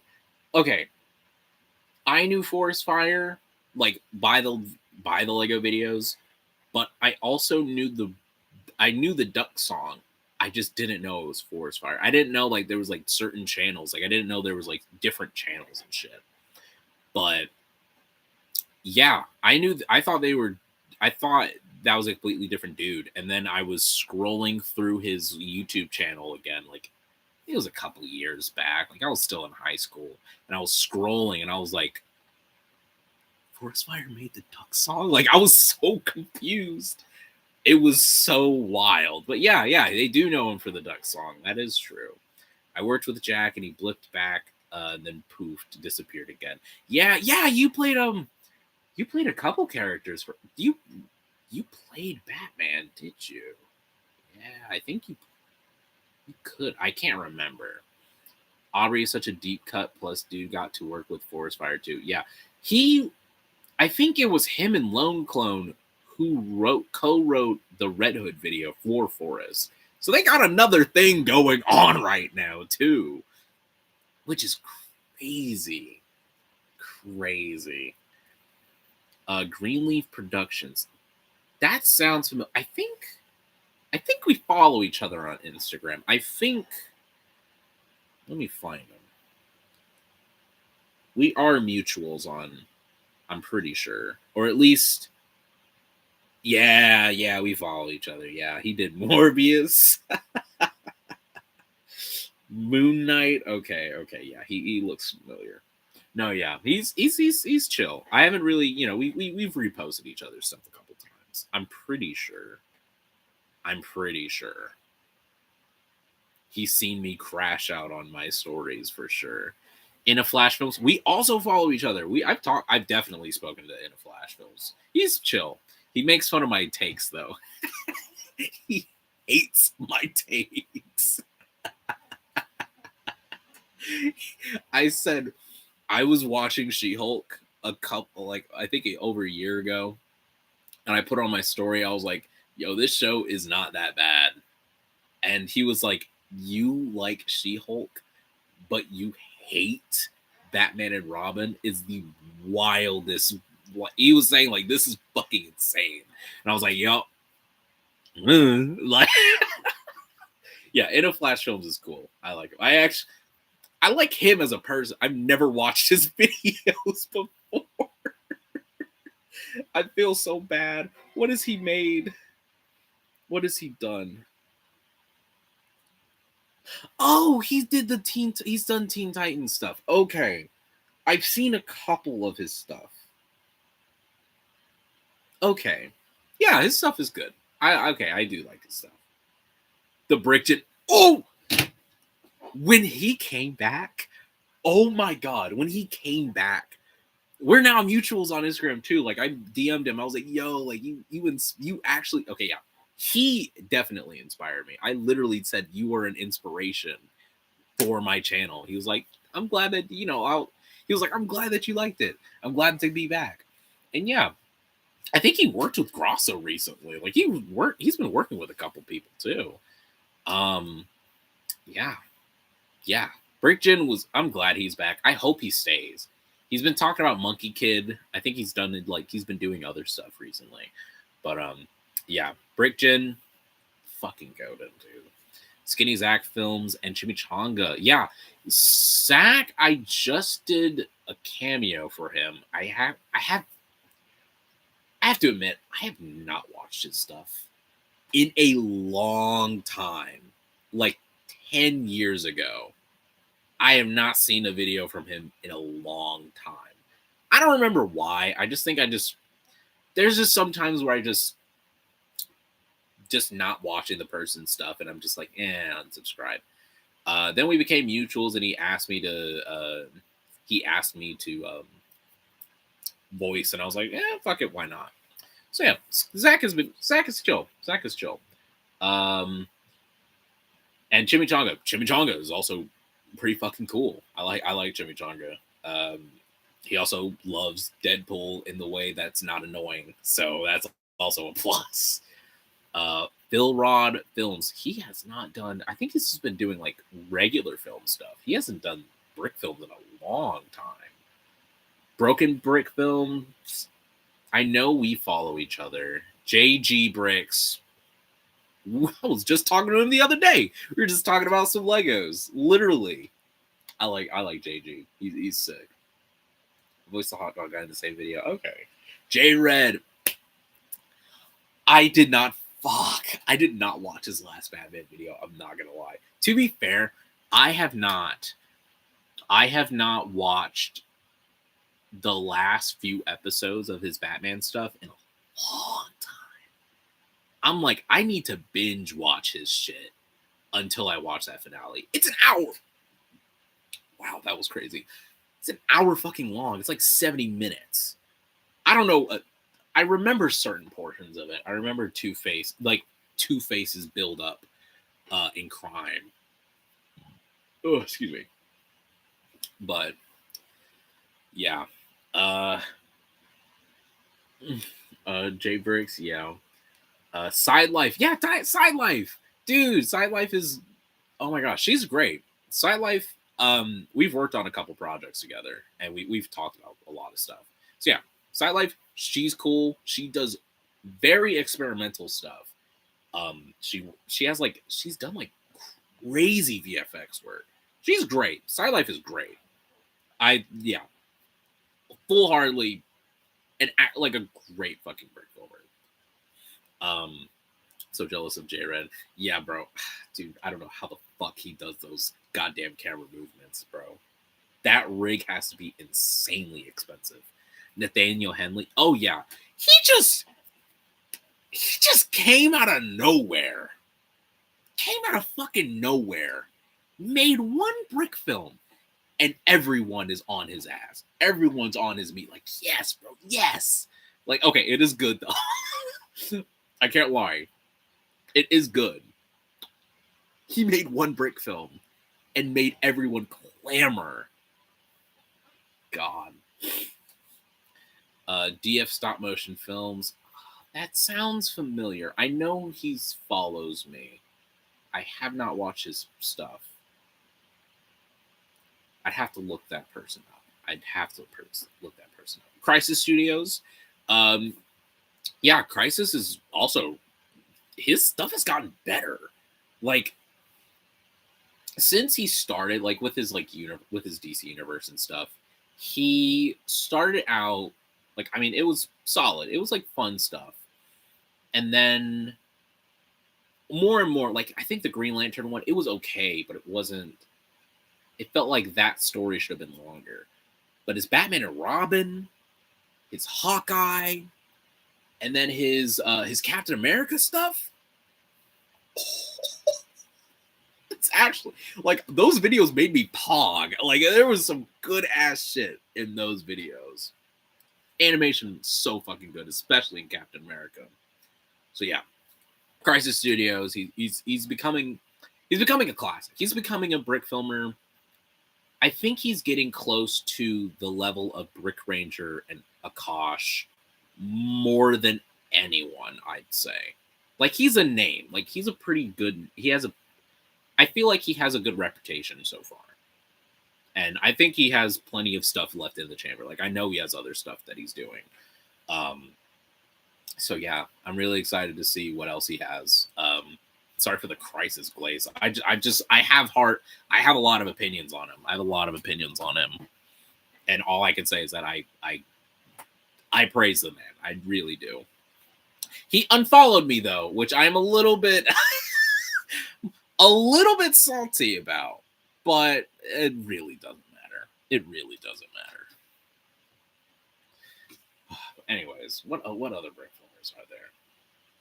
Like, newer brick filmers. I can't really think of anyone right now that's like on my mind.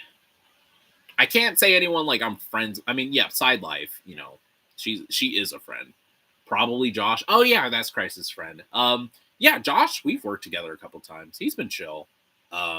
We gave each other like sort of like kind of the opposite of roles. Like I was a very fun, goofy character, and he played a very serious role in the Bloodsport Prelude.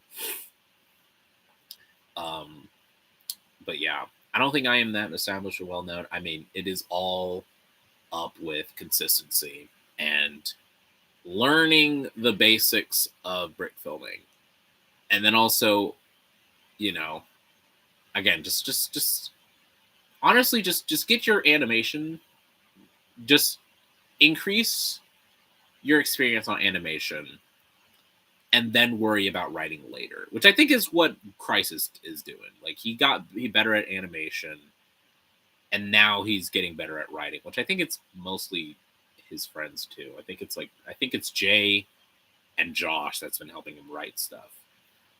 But yeah, focus on your filming. That is important.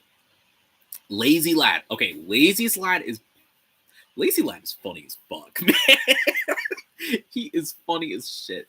He canceled Animal Man too, which I guess he did have some points. He was like, no one really sent their lines, which yeah, I feel like that's my fault. But you know, it is what it is. I've been watching but nothing but Lego Batman stop motions, all DC mainly. But all you guys are my inspiration, to be honest. Hey, that's sick. That's sick, man.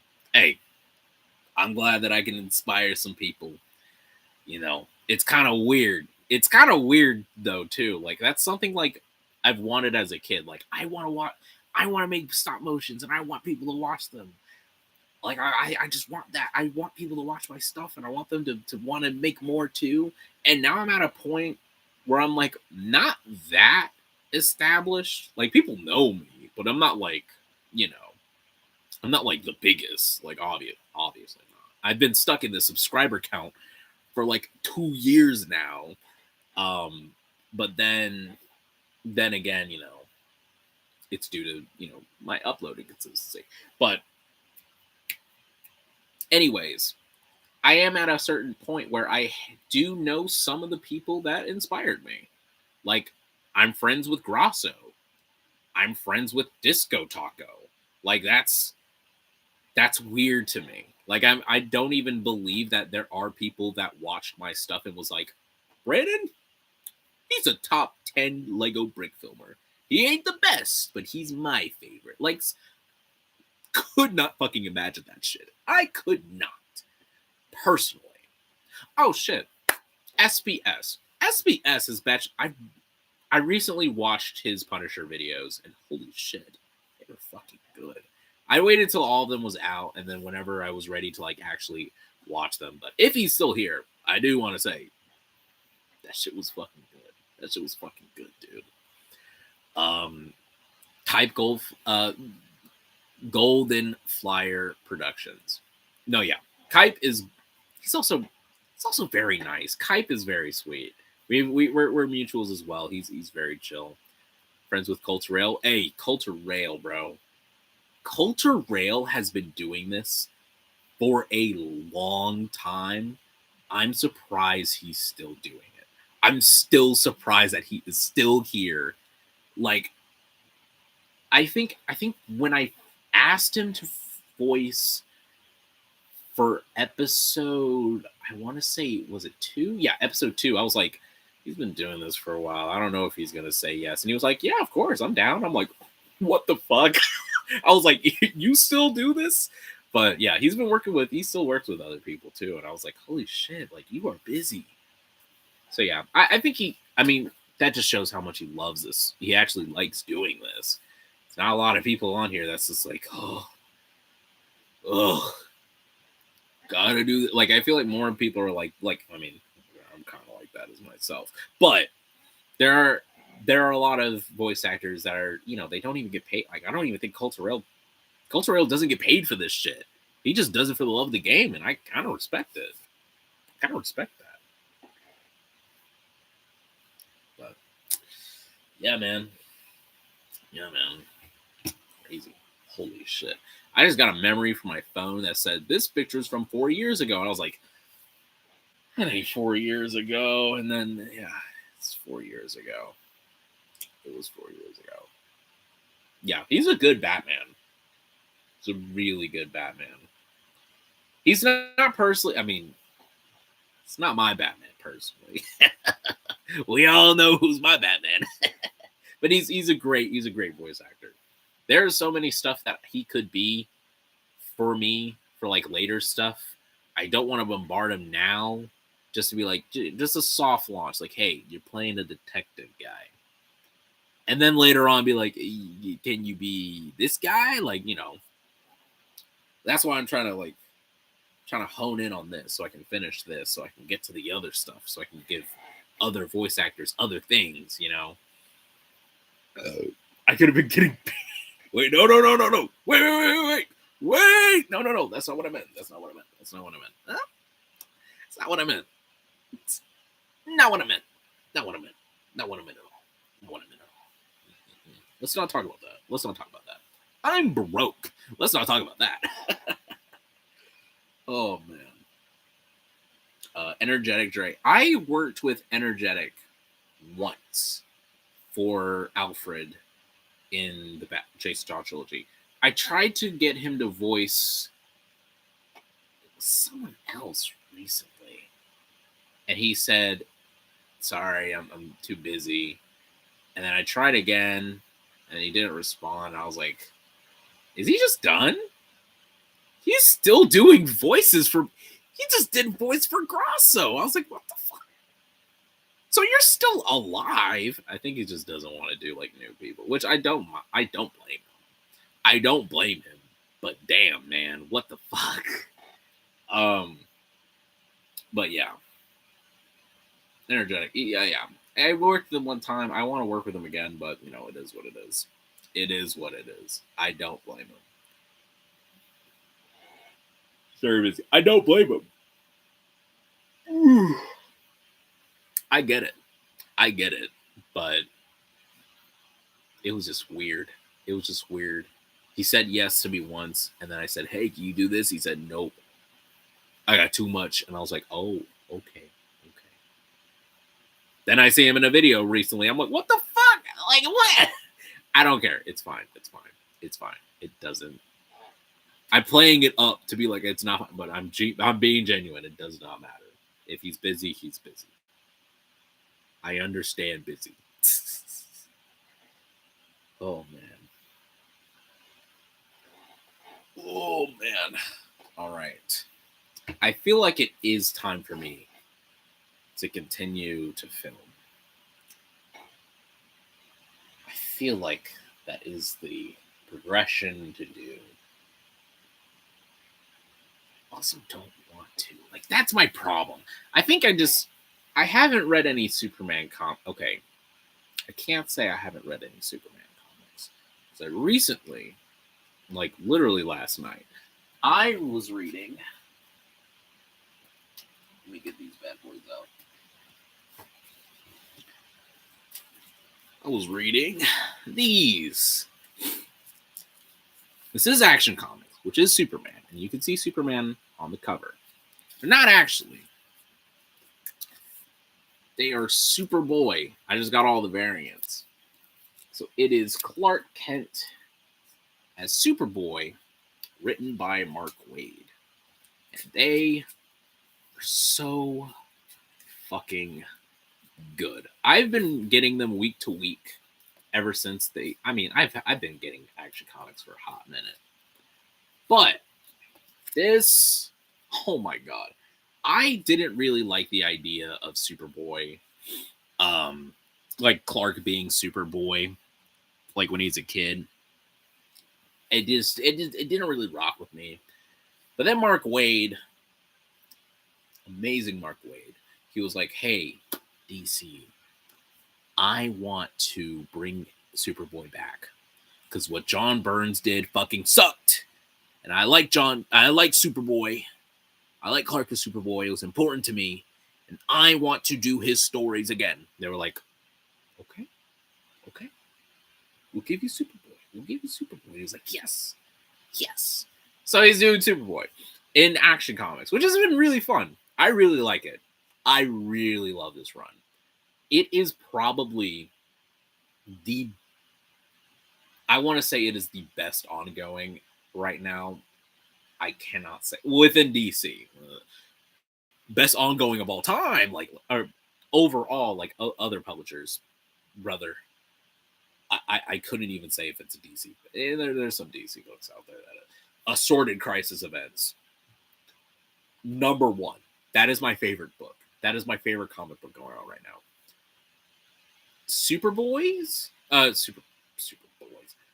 Action Comics by Mark Waid, the Superboy stuff. I make sure it's the first book I read. It is so good. I read each issue now twice. I want to reread them. I made sure I didn't tape them up so I can reread them again. They're so good. They're so good. So fucking good. I'm trying to get into voice acting. Hey, you know, you got a couple people who definitely need voice actors. I miss Super Sons. I mean, I haven't read Super Sons yet. I have the first book. I can't remember where the fuck is it. Okay, it's the complete collection. The first book. I think it's like first 20 issues. I think. But yeah, I don't know. It's been so long since John has been aged up, and they're saying that they're baiting. They're being like, John is aged down now. Yeah, okay. Yeah, okay. We'll wait and see if that lasts. I don't think it's gonna last. And Damian, he's like what, 14, 15 now. Like he's getting to a point. I don't think we need Super Sons. Me personally. That's because I'm more of a Tim Drake kid. And Connor has nothing right now. So honestly, and yeah, John, let him do what he's doing right now. Superman Unlimited. SBS the GOAT. SBS is the GOAT. SBS is the GOAT. It's some good shit. Definitely going to check out more on Superman. Yes, if I could give you a list of all the Superman books to check out, that list would be long. See? He said it's true. He said it's true. SBS is the GOAT. Okay. Superman books.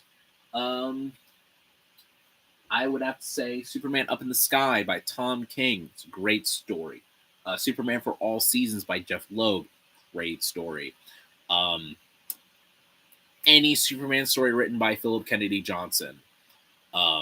Pick that up as well. That is his Superman is so good. What else? Superman by Joshua Williamson. That's the current one. If you want to get caught up, just read that. But like solo Superman stories. Who else? What else? I don't want to say All-Star. I really don't want to say All-Star. All-Star is such... It's so much, right? And people are always like, it's the best Superman comic to bring people in. It's not. It is a very different Superman book. And it's so overstuffed, and you need so much context.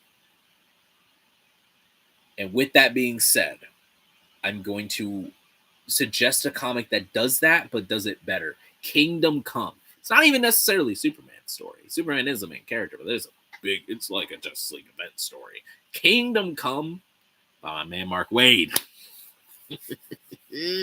So good. So good. Oh, what else? There was one book. Yeah. Superman Smashes the Klan. I can't believe I forgot that shit. Superman Smashes the Klan is so fucking good. It is so good. It is probably one of my favorite books of all time. Favorite comic. Favorite DC comic. Favorite Superman book. It is so good. Read that. Honestly, forget the list that I gave you. Just no. Also read that stuff. Read Superman Smashes the Klan. It is the best one by far. It is my favorite Superman book of all time. I would reread that again every single year. Okay, all right. Let me catch up on all this stuff. I'm also very humble. You are very humble, good sir. I agree. My Superman pick is Power Girl. I know what you are. It's reading the Robin run from the '90s, and Tim was kind of a jerk in that. Oh, that kind of sucks. I actually wanted to read that, but hey, who knows? I mean, he's the smartest Robin. You know, who wouldn't be a bit of an arrogant asshole? You know, don't ask, just enjoy a fun time. All Star is too much. Yes, for just it is so much. Now, I can't say that I haven't read, because I read a couple of Superman books before reading that, but not knowing, like, I haven't fully read, like, Golden Age or Silver Age, but I know to some certain extent the fun, goofy shit that is randomly thrown in this book, and it's just like, where did this come from? Like, what is this bizarre world shit going on? What are these two stupid ass future heroes doing, trying to win over Lois Lane? Like, it was just weird shit going on. Jimmy Olsen, okay, I do like the Jimmy Olsen turning into the Doomsday thing. I liked that. But first time reading it, I was like, what? What is going on? What is going on? And then the story, like, picks back up in, like, issue 10. I'm like, what the fuck? What was this side quest? Like, I kind of understand why they took they basically just cut that middle chunk for the movie, because they're like, this is what work. This is what work. Welcome to the '90s. Everyone has attitude, and the story showed. Yeah. All I know about the '90s was that there were just some wild fucking things happening there, like Green Lantern. I haven't even read the '90s Green Lantern, which I want to, because I have to. I have like a good chunk of the single issues, mostly because I want to read the stuff before Kyle. I want to read Kyle Rayner so bad. Knowing about the stuff that's going on beforehand, I'm a little bit worried, but I'm gonna give it a chance. And also, some of that stuff was inspired the Lantern show, but who knows? If you want something outside of the big two, I'd suggest The Wrong Earth. Oh, okay. Why Power Girl? Not for me. It's the second Robin that everyone loves to hate. Yeah, I mean, for many reasons, though. For many reasons. There's valid reasons, and then there's just the dumbest reasons to hate him. Nightfall is so long. Oh, yeah. I cannot imagine reading, oh my god, reading Batman and Spider-Man in the '90s must have sucked ass. Now, for what I can tell, Nightfall was good. Like the first two omnibuses of it. But the third, oh, oh, yikes. The reason is because it has her interaction with the JSA, and it's honestly a great time. Okay, I like Power Girl with the JSA a lot more than the Justice League, and even the Super Family. She meshes better with them for sure. My boy Jason Todd gets no love, and they show him love. They fuck up his character. Yeah, man, it's rough. It's rough. I like Jason, but I feel like more and more, it's just like, what is there to love? Like, I like him for my reasons. I like him for being the Robin that went through the most in childhood, and he thought, you know what, maybe I can change it around by being Robin. And he punches a few people a little bit extra, and he's a little bit hard-headed, to the point where he is tricked into the Joker killing him and blowing him up. It's rough. And then he comes back. He has a hard time, going back. It is what it is. Especially after getting the Lazarus pit. Or no, was it no, it was fucking Superboy Prime, I'm pretty sure. But yeah, it's rough. Jason gets him, especially after Rebirth. Oh, I feel so bad, especially after like the Red Hood run that got canceled. Which I'm not gonna lie, it did not look like it was gonna be good at all. I don't know why the fuck they did that shit. I did not know why they let all that shit happen. And it took the writer to say something controversial for them to just cancel the book entirely and just cut all ties with their like that's just that took very little. It honestly took very fucking little to fire her. Insane. I really enjoyed No Man's Land. No Man's Land is a banger. I haven't just not yet read No Man's Land. I do want to read No Man's Land though. It is also like Nightfall, very fucking long. The Wrong Earth is a story of two different versions of the same character who is a Batman-like called Dragonfly and the Dragonfly Man being thrown into other worlds. That is fucking interesting. What the hell is that? Is that IDW? Is it Image? Like what's the publishing company? Is it even within the top 5? It sounds pretty interesting. Would you recommend the Bendis Superman run?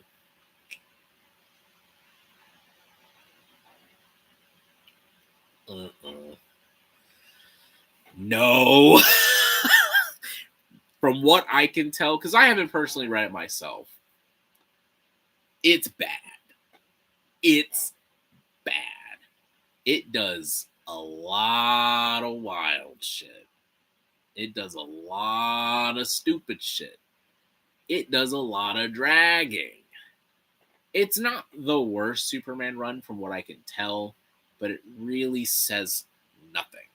I think Bendis, who they brought on to be like, hey, we got fucking Brian Michael Bendis on a DC thing. After he kind of fell off, was just a bad. Like, I felt that with Dan Slott because as much as I like the guy, I did not know his level of laziness, and I was scared that this motherfucker was going to do the exact same thing with Brian Michael Bendis. I was like, guys, we cannot put another mid-writer on Superman. If I had 2 nickels for something like that to happen, rewind. I got so fucking worked up, I couldn't even do the bit. If I had a nickel for every single time they brought a mid-ass Marvel writer to DC to get the fucking to take over Superman and then ran it to shit, I would have 2 nickels. Thankfully, we're still at 1. Because from what I can tell, they were still doing work. Patrick Gleason and Peter J. Tomasi still doing work on Superman. They still had stuff planned. And then they kicked them out for Bendis. And then Bendis not only took over Superman, he took over Action Comics. And then he created Naomi. And then created the Legion while also doing a whole event centered around Superman and Action Comics and putting in Naomi in it. That is way too much. And then putting her with the fucking Young Justice. He also did Young Justice. And then he took over Justice League for a hot minute. Like, he did so much shit. He did so much. And none of it matters now. I can't look back at that and be like, yeah, that was a good ass era. No. I could literally go to someone who was reading comics at that time and ask them, how is it like to read Superman in 2019? They would combust. They would crash the fuck out. No one, there was some people, I'm pretty sure there are people that did like it. But overall, and he aged up John Kent. That's already he failed. He failed. Anyways, that was too much. That was too much shit. All right. Helena. There we go. Bertinelli was washed in No Man's Land. She fucking soloed while Batman was off training. That's what happened in No Man's Land. I do gotta read this. I do want to read No Man's Land. Publisher is Ahoy Comics. Okay. Superman punching a planet when he's mad will never leave my mind. Yikes. What the fuck? I heard that Bendis Batman graphic novel was good. Yeah, okay. Oh, Batman Universe. Yeah. People fucking love that book. I am interested. I'm interested in that book. If I ever find it, physically, I might get it. He cooked with Batman, but it's short. Yeah, isn't it like 4 or 5 issues and like one big thing? Bendis kept writing. Exactly. He kept on doing so much shit. Tomasi's underrated. Yeah, Tomasi is pretty good. I like Peter J. Tomasi. I want to read his Green Lantern stuff. That's where I really want to read Peter J. Tomasi's stuff. It's Superman and then Green Lantern Corps, what he did with Green Lantern Corps. And then I want to read his Batman and Robin stuff, but I do want to read, it's not necessary, but I do want to read Grant Morrison's Batman run before I get into Peter J. Tomasi's Batman and Robin. I want to read the beginnings of those relationships, even though I know when it comes to the reality warping bullshit, it don't matter. But I think it's a nice progression to go into that with that prior knowledge from Grant Morrison. Bendis got retcon and I think now let's retcon Tom King's run on Batman, then we're good. I love his Batman and Robin run. That's why I love Damian. Okay. Bad. As bad as it was, I don't think they're going to retcon. Did they retcon? Did they retcon his super? Is Bendis Superman like retconned? I know, because in that run, his secret identity, Clark's secret identity is out. So he's Superman and everyone knows that he's Clark. But Philip Kennedy Johnson, whenever he took over, and by the end of it, whenever the Superman special happened, I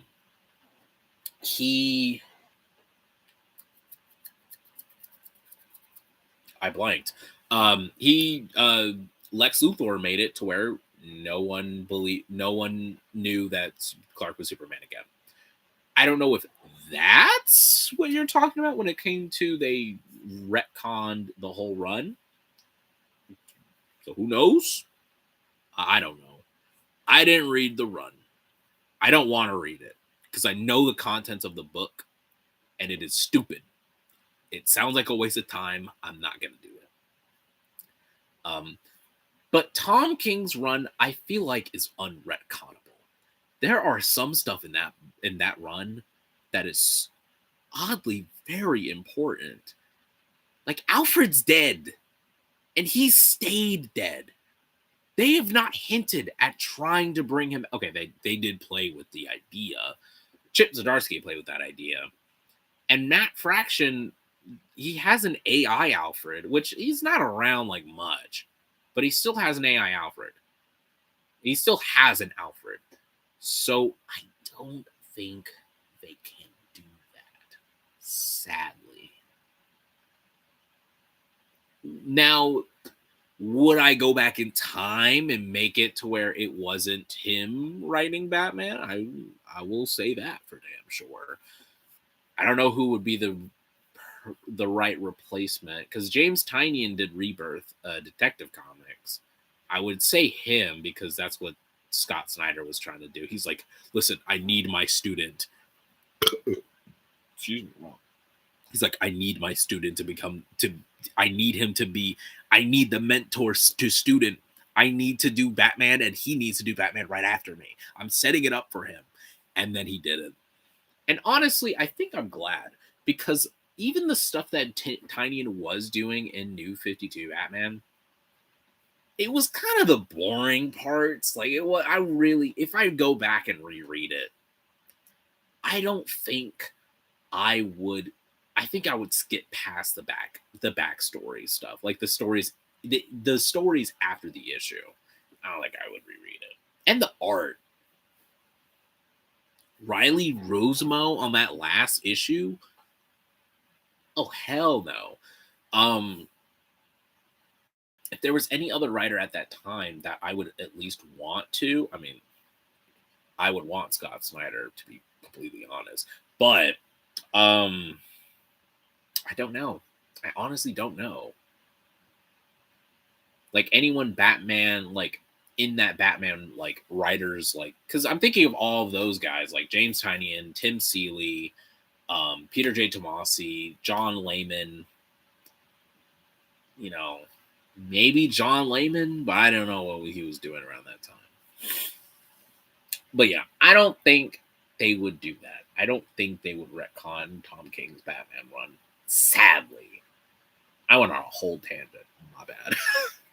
I met Peter and he and I geeked out over Super Sons and we mourned his plans that never came to be. Dude, he was about to cook in that kitchen. That's oh God, that's what's even worse when the writer is like, they massacred my boy. Like, oh God, damn. No, he sounds cool. I like. I've heard stories about Peter J. Tomasi, and he sounds really cool. I want to meet him too. Tynion played it too safe with Joker War. I have not read Joker War yet. I haven't read the Tynion run for Batman. I heard people didn't like the run. Like people were said like it's fine, but it's not the best. He did a lot. Like he tried doing a lot. And I think that's what was the issue. He was trying to do too much. He was trying to make his mark on the book. Like Bruce lost his money in that run. And then he got it back anyway, so it don't fucking matter anymore. With Matt giving Bruce an AI Alfred, I can only hope Alfred appears out of nowhere. I'd be all right. No. Just keep the AI. I think the AI is doing it. I think it's the best of both worlds. Alfred is literally on the battlefield with him, being sarcastic with him. Like that's fun. I think that's fun to me personally. How do you feel about Red Hood Resurrection? Like him being resurrected, like the whole Red Hood thing. Like, what? All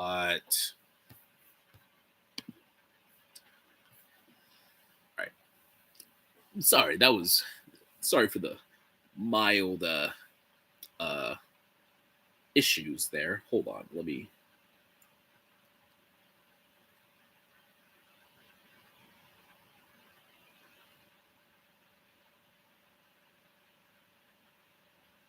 All right. Anyways, now I'll get back to that. Let's just team up and write a Batman run for DC. Yo. Okay, that'd be, dude, no. We would not get shit done. We would not get shit done. And also, you know, DC has enough Batman shit right now, okay? Like, they have Batman, like Matt Fraction's doing Batman, Tom Taylor's on Detective, there's other Bat-based books. They don't have a Batman and Robin, though. I don't really give that much of a shit of Damian to even write for him. I don't want to. I wouldn't. I don't know. I feel like I'm too small to write Batman. Like, you know, a company, you know? Let's do Tim Drake. You might get me there. It's a fan film. Okay. Yeah, I haven't seen it. I haven't heard of it. I mean, that would be, I'll probably watch it though. I don't know. Some fan films, I think after the Spider-Man Lotus thing, I'm just like, I'm going to steer far away from fan films. They have so much, well, not all of them, but some of them have dropped. Like, y'all probably don't fucking know this. There is a whole dude going after Bat in the Sun because the guy who started it and run it, like the guy who plays the Joker and all that shit, is actually a fucking terrible human being. And I was like, oh, you're telling me my childhood was a lie? Like, I'm like, God damn, right? Aren't we just nerd? Why are all gonna be movie guys? Why are they terrible people? Like, I try to steer far away from that, but I will give it a shot. I will give this one a shot, though. I will give Red Hood Resurrection a chance because I like Red Hood. I like Red Hood. Bad Son is a bad guy. I know how you feel. Yeah, it's like, that's insane. That's fucking insane, dude. I was shocked. I was shocked to learn that he was like doing all that crazy shit with the actors, like being like very petty, not paying them, talking shit. Like, that's crazy. It was wild. Learning all that about Bad in the Sun was crazy because I'm like, superpower beatdowns. They will always go to the comic book shop and talk about the characters, and then they go into the video. Like, what? It was wild. It was wild, man. It was crazy. But yeah, hey, you know what? Maybe we could do a Bat-based book. Maybe we could do a Bat-based book. Mad Bat. Jesus, I can't speak. But yeah, who's to say we can't do a good job? We can probably do a good job. We just have to learn. I know how to write. I just don't know how to write comics. That's the thing. That's a whole different media change. But I feel like writing would be a little bit, I feel like writing for comic books, I wouldn't say it would be easier. It would take less time, as in like it's a group effort. You got an editor, you have a writer, not writer. You have an editor, you have an artist, a couple artists, So that would be cool. It was during the whole racist Spider-Man thing, so not a lot of people know about Bat in the Sun. Yeah. Well, at least, yeah, maybe not a lot of, like, YM. Like, if you don't know, like, what was the Batman? Like, they've made other, like, Batman fan films before. I can't remember the names of it, but it was definitely like Batman like visiting Joker and having that conversation with him. It was a cool ass fan film, though. I feel like a lot of those people mistakes their spite for passion. Literally, Spider-Man Lotus was made out of spite for the Marvel movies, and it's insane. Like, why are y'all so fucking angry? Like, don't get me wrong. I've written stuff that I have written because it is a reaction to something like reading the Wonder Woman run by Tom King made me so infuriated at a certain point. I was like, I'm going to do this and I'm going to do this better. Like, I literally what is it? Batman the Winning Card by Tom King. Literally wrote a synopsis for a draft of something similar because it's basically their first meet, Batman and Joker's first meeting. I wrote a whole synopsis to do it better. I understand it, but man, these people do it and they have the budget. They go so far. They're like, I have a Kickstarter for my video, for my fan film, and we're gonna make crazy money. And then they do. Over $100,000 for a fucking YouTube video is insane. That's insane. And they're 19-year-olds. It's ridiculous, man. Ridiculous. I mean, they're obviously older now, but still. Marcus review for Lotus. Yeah, Cosmonaut's video on Lotus is probably the best. I wouldn't say it's the best because it doesn't really go in to the kid's like motivation. He just says like he has a whole Reverse Flash villain origin story. It doesn't go into the fact that he literally gave this man his plans.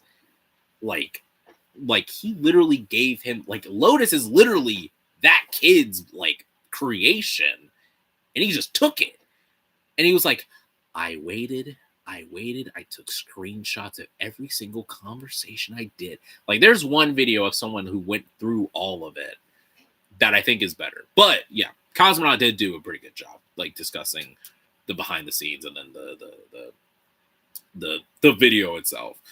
I'm currently working on my own graphic novel project called Even and Odd. And while it has some elements of stuff inspired by DC Marvel, it's its own thing, and I'd like to have you on. Like, as a writer, please don't. No, this should be yours. That is all yours. I already have too much shit going on, man. I just wrote 50 pages for a video that might not happen. I wrote a whole show Bible for something completely different. I'm still filming a Superman series that ain't coming out probably ever. And I have a universe project. Like, I don't know if I can. I don't know if I can. $100,000 to see a shit retelling of 2 comics you could already read for so much less. Like, oh yes, I'm going to do a big, ambitious Spider-Man story. Yeah, what are you adapting, man? The death of Gwen Stacy. Are you serious? Like, are you fucking kidding me? What else are you going to adapt? The boy who collected Spider-Man. Are you fucking... So you adapt the story that everyone knows, and then you adapt the story that has never really been adapted, and you put it together. You could just do the kid who collected Spider-Man comics. That's all you have to do. It's ridiculous. It's so fucking stupid, man. It's so dumb. If you wanted to make a goddamn Spider-Man comic, do a Spider-Man comic that not really people know. Like, what? Like, don't do... Like, it's kind of like how... It's kind of like people are like, yeah, you know, if I were to make a Batman movie, I would adapt Batman The Long Halloween. Stop. Please. We don't need that. Adapt Monster and Men or something. I don't know a lot of Spider-Man comics, but it's the most basic fucking synopsis. It's the most basic stories to do. like yeah, for Batman, adapt literally fucking anything that's not Year One, Long Halloween, or Hush, please. I love those stories. We can deal without them for a while. Anyways. Tangent aside,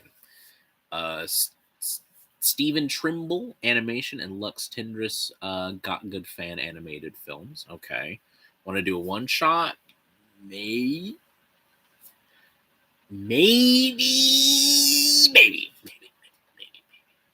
Give me some good ideas to do with the one shot. Well, we could discuss it later. I feel like nobody talks about Darwin Cook. Everyone loves Darwin Cook. He did Batman Ego.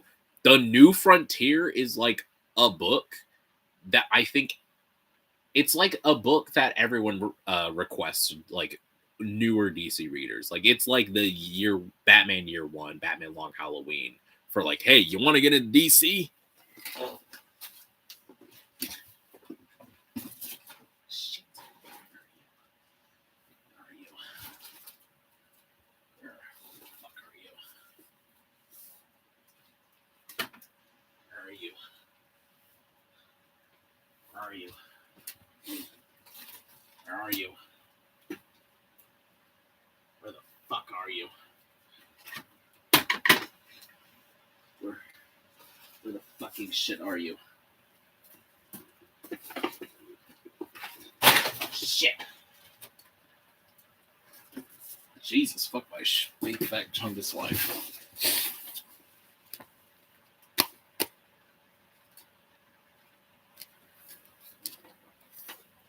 Darwin Cook is peak. Darwin. I think it's because he's. I think it's because he's dead. I think it's because he doesn't have any new work. But yeah, his art so good. This book I have yet to read. Actually, it has been in my read book for a while. But Batman Ego really solidified that this is great. And also, I think Chris Samney is one of the artists that mentored under him. So I was like, oh shit. No wonder why I thought these were the same people. But yeah. No, Darwin Cook is goated. I think it's literally just because he doesn't have any more works anymore, sadly. Bro, someone new I found out, and I don't do fan films, but I'm loving Lamp Legs Batman stuff. Lamp Legs. I'm gonna take a picture of this. I'm gonna take a picture of both of these people's suggestions so I can look them up later. I would adapt Craven's Last Hunt. That's also a basic Spider-Man story. If it's a story that I know, don't do it. Don't do it. I feel like it's a very popular Spider-Man story. I think we need to find some new stuff. Sadly. Hell, I'm still doing my character Bible too. It's up to you. I'd love to see what I'd offer. Yeah, we could discuss this definitely later though. Tempted to ask for Batman Ego for my birthday in April. Batman Ego is a great book. It is a solid Batman story. It's a couple of Batman stories all together. I think it's Darwin Cook's Catwoman story in there, and then there is Ego, of course, and then there's some minor stuff like with Tim Sale. I'm pretty sure that Darwin Cook wrote. That was really fun. That was a good story. I know there's at least one more in there. I'm pretty sure.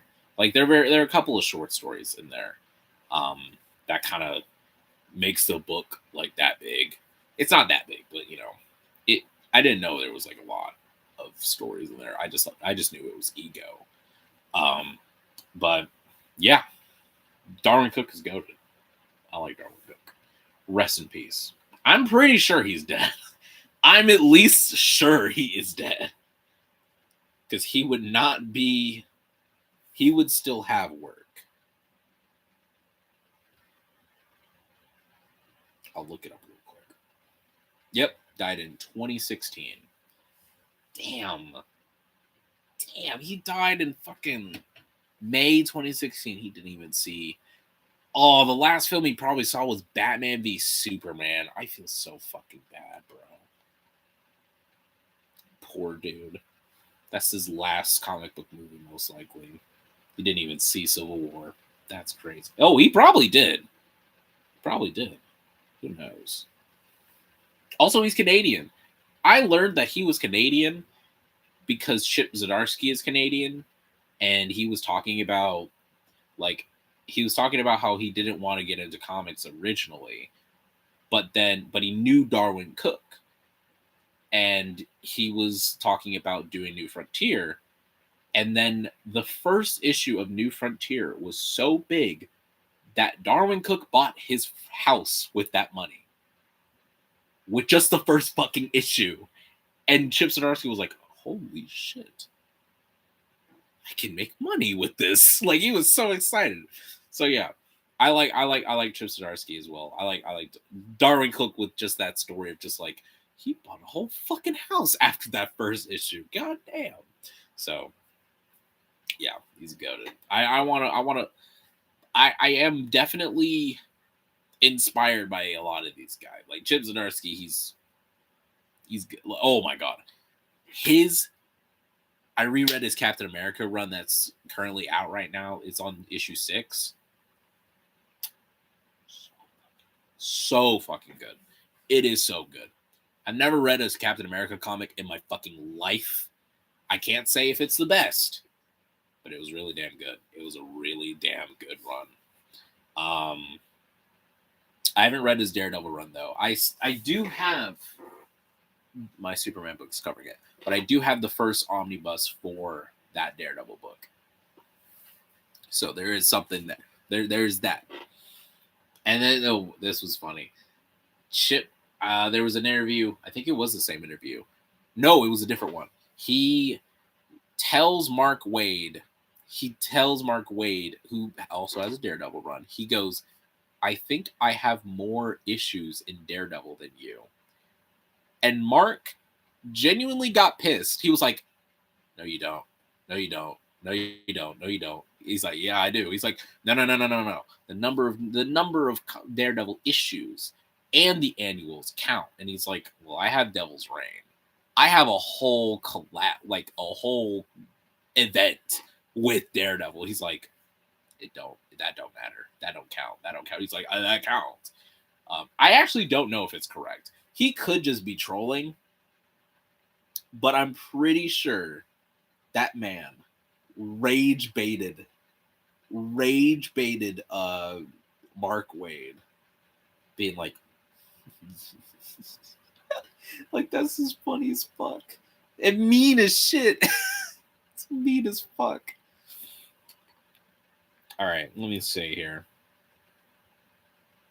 All right, we got Daredevil 1 through 30. This is Chip Zdarsky's. There's 1 through 30, and 31 through 36. Then there's Devil's Reign. Then there's 6 issues. So far, we are at 42. And then there's Woman Without Fear. And then there's more Devil's Reign. And then there's a whole nother Daredevil series with this shit. So, 45, 46, and then plus 14. Yep. So that is 60 issues. That is 60 issues for Chip Zdarsky. Now, Mark Waid. Excuse me. Daredevils 1 through 27. Okay. There's some Spider-Man stuff. I don't know if that does technically count. Through 36. This is looking very similar so far. Then there is a new Daredevil run right afterwards. That's what I don't like about this. They always do new number ones, and that's stupid. And then there's an Infinite comic, which I'm pretty sure is digital. That's weird. So 36 plus 5 is 41. Infinity Comics. Maybe that was the thing that he was saying, like, that don't count. Because what the fuck is this? 45. Then there's Daredevil 1.5. Jesus Christ. 46. And then 7 through...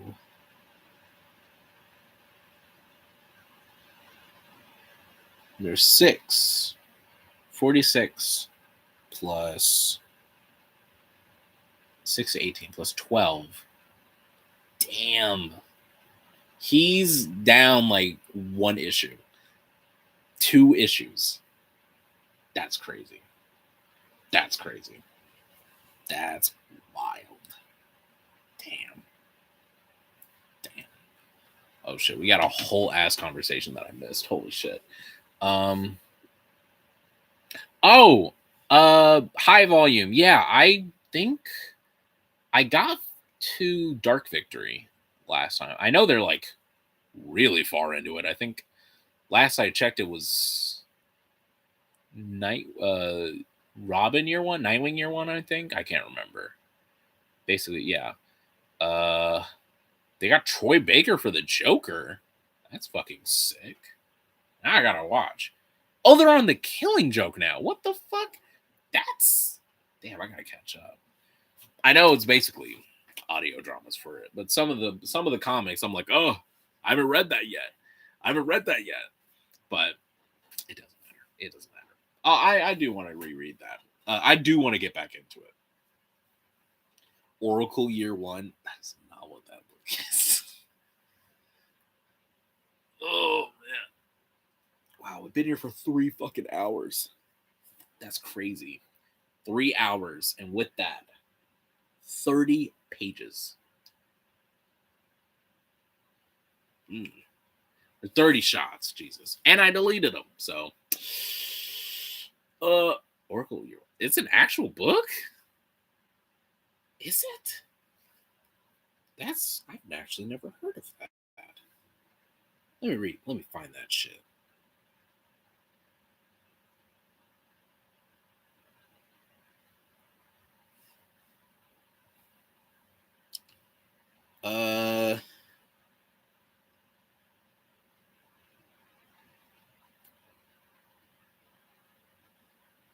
Not finding it. I'm not finding it. To be honest, I like when they do year ones. I love year ones too. They are Batman year one, Flash year one. Secret Origins are kind of like year ones. Kind of. You get what I mean. I love origin stories. Wonder Woman year one by Greg Rucka. Peak. I can't find the Oracle year one. I don't know what this is. I don't know what it is. It could be under something else.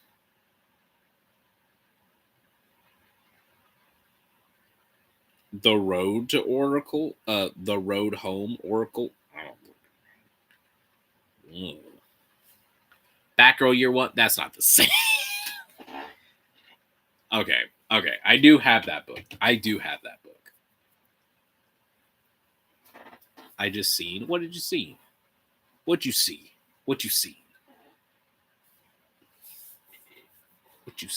I haven't read Batgirl year one yet, though. It was probably why I got confused. I was like, Oracle year one, like the year after she got shot. Like that's a bit traumatic.